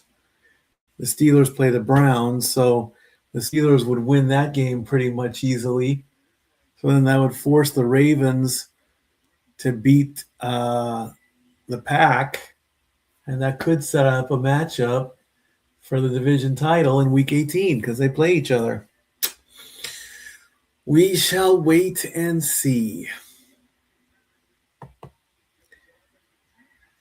Oh, the ball bounced behind one of the Steelers. And if they were there a few more steps on that onside kick, they would have recovered. Let's take a look at that. There's the kick. It's spinning. He thought he could get it. It bounced, and then 83 jumped on the grenade and picked it up. It went right past him. If that Dolphin was right there, he could have jumped on it and recovered.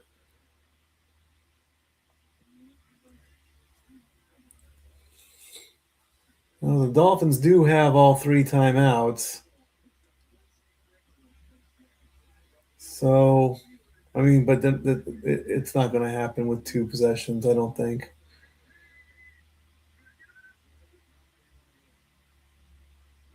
The play clock is the only one going there, Mr. Rogers. Quick little play and a handoff. Ball almost came loose. I saw it bobble out of Gainwell's hands. Dolphins are going to use a timeout. There's 2:25 to go.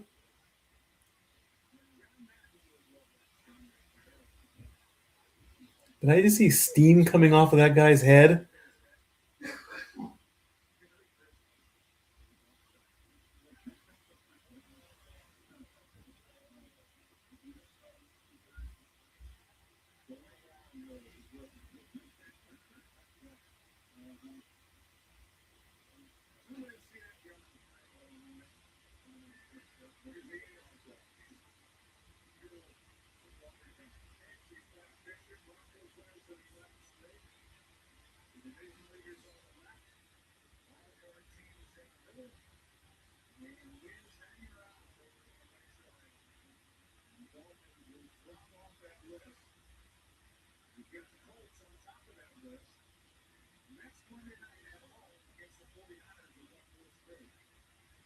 Yep.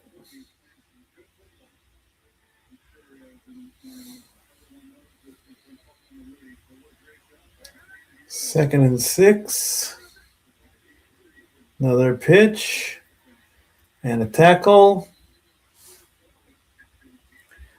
And another timeout.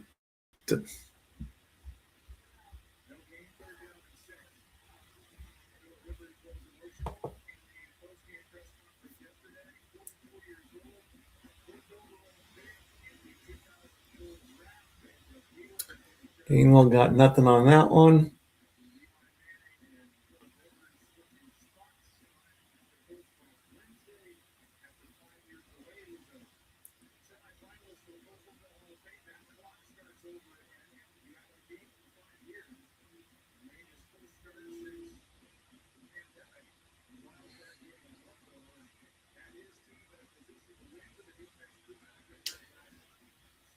'49ers at Colts next week. Young versus old. Brock Purdy versus Phillip Rivers.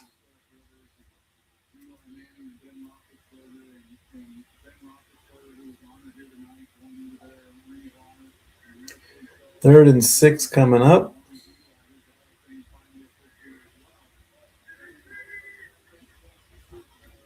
Hand off. Rodgers is going to fake it. And they're going to call that a sack.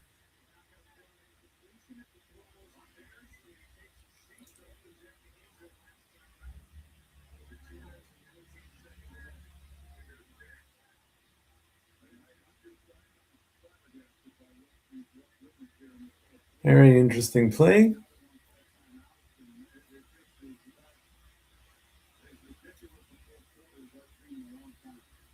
Wow, Aikman just called a ridiculous fourth quarter.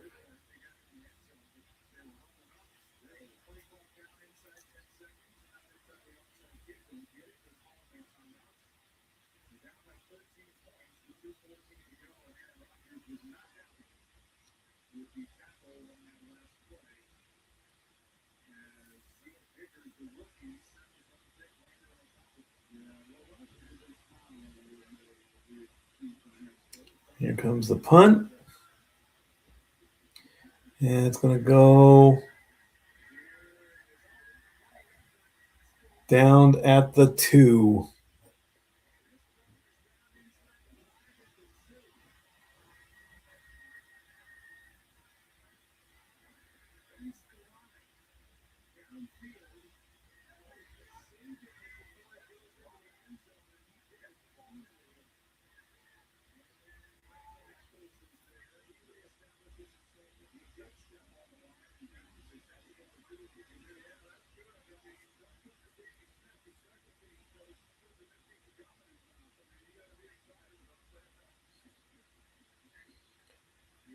$98 yards in 2 minutes.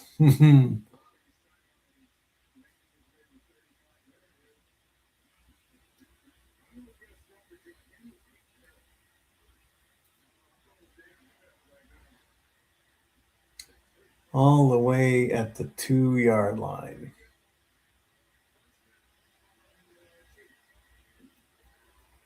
Hand off. A-Chain only gets 4. And that takes it to the 157.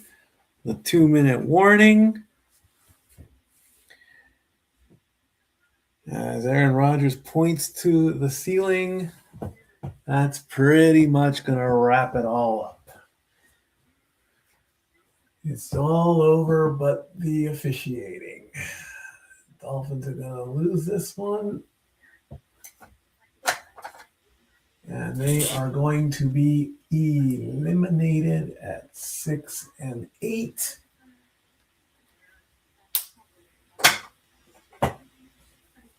And the Steelers get the win, putting them at 8 and 6.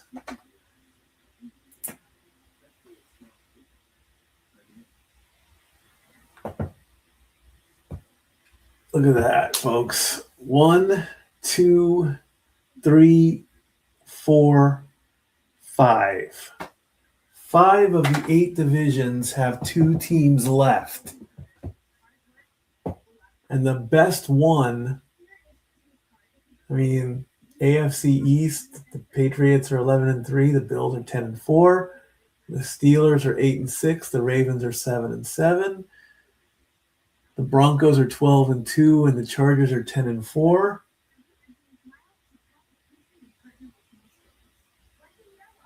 You could say 6 because the Rams have already clinched their spot, so it's a 2-team race for a spot between the Seahawks and the 49ers. The Bucks and the Panthers are 7-7.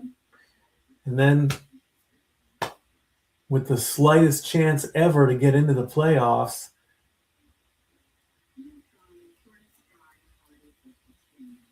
I mean, I'm surprised they haven't given the Eagles the division title, but with 3 games each, I guess 9-7-1 is greater than 9-8, but not by much.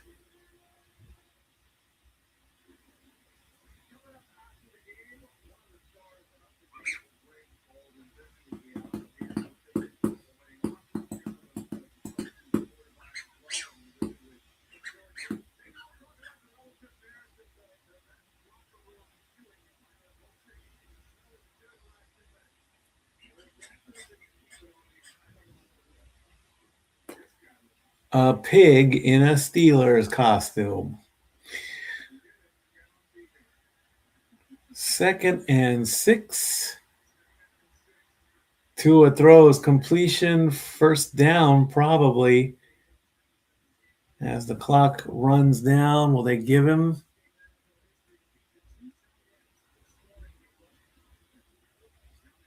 Nope, they're not going to give it to him. That's 3rd and 1.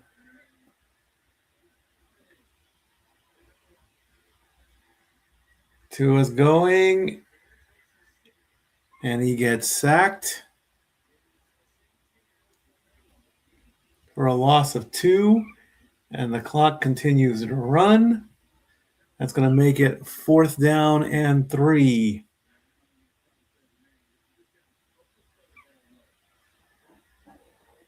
They're going to go for it on 4th down. They're going to keep the ball the rest of the game. Tua gets the completion and the first down. 1 minute left on the clock. 1 minute left in the Dolphins season.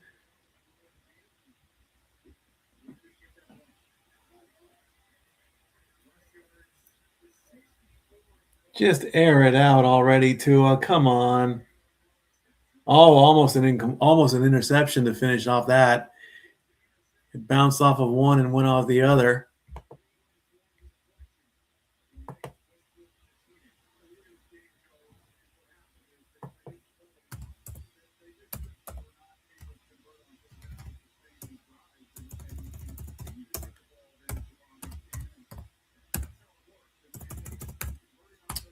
And 42 seconds left.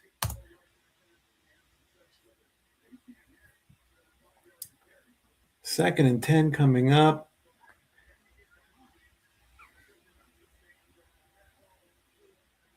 And delay a game. Don't see why.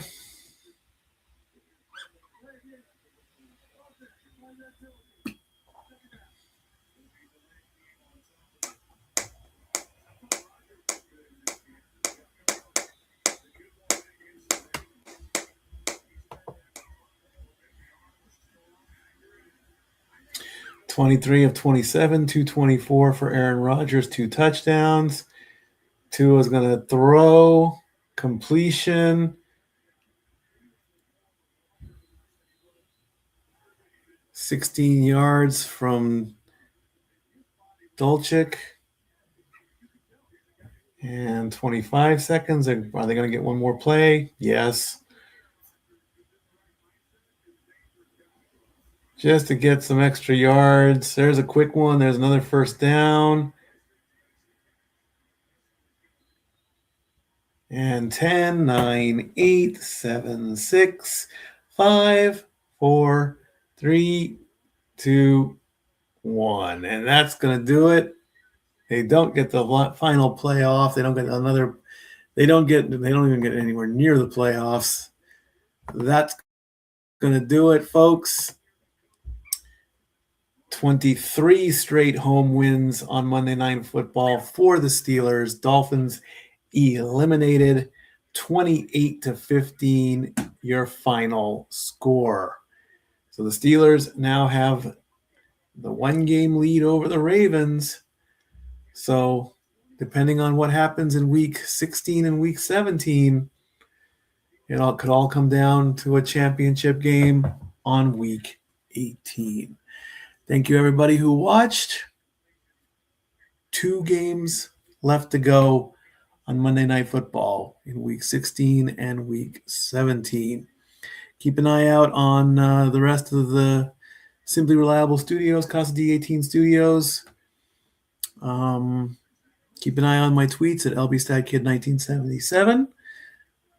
And I'll see you next Monday. Until then, good night. Thank you for watching. Statboy out.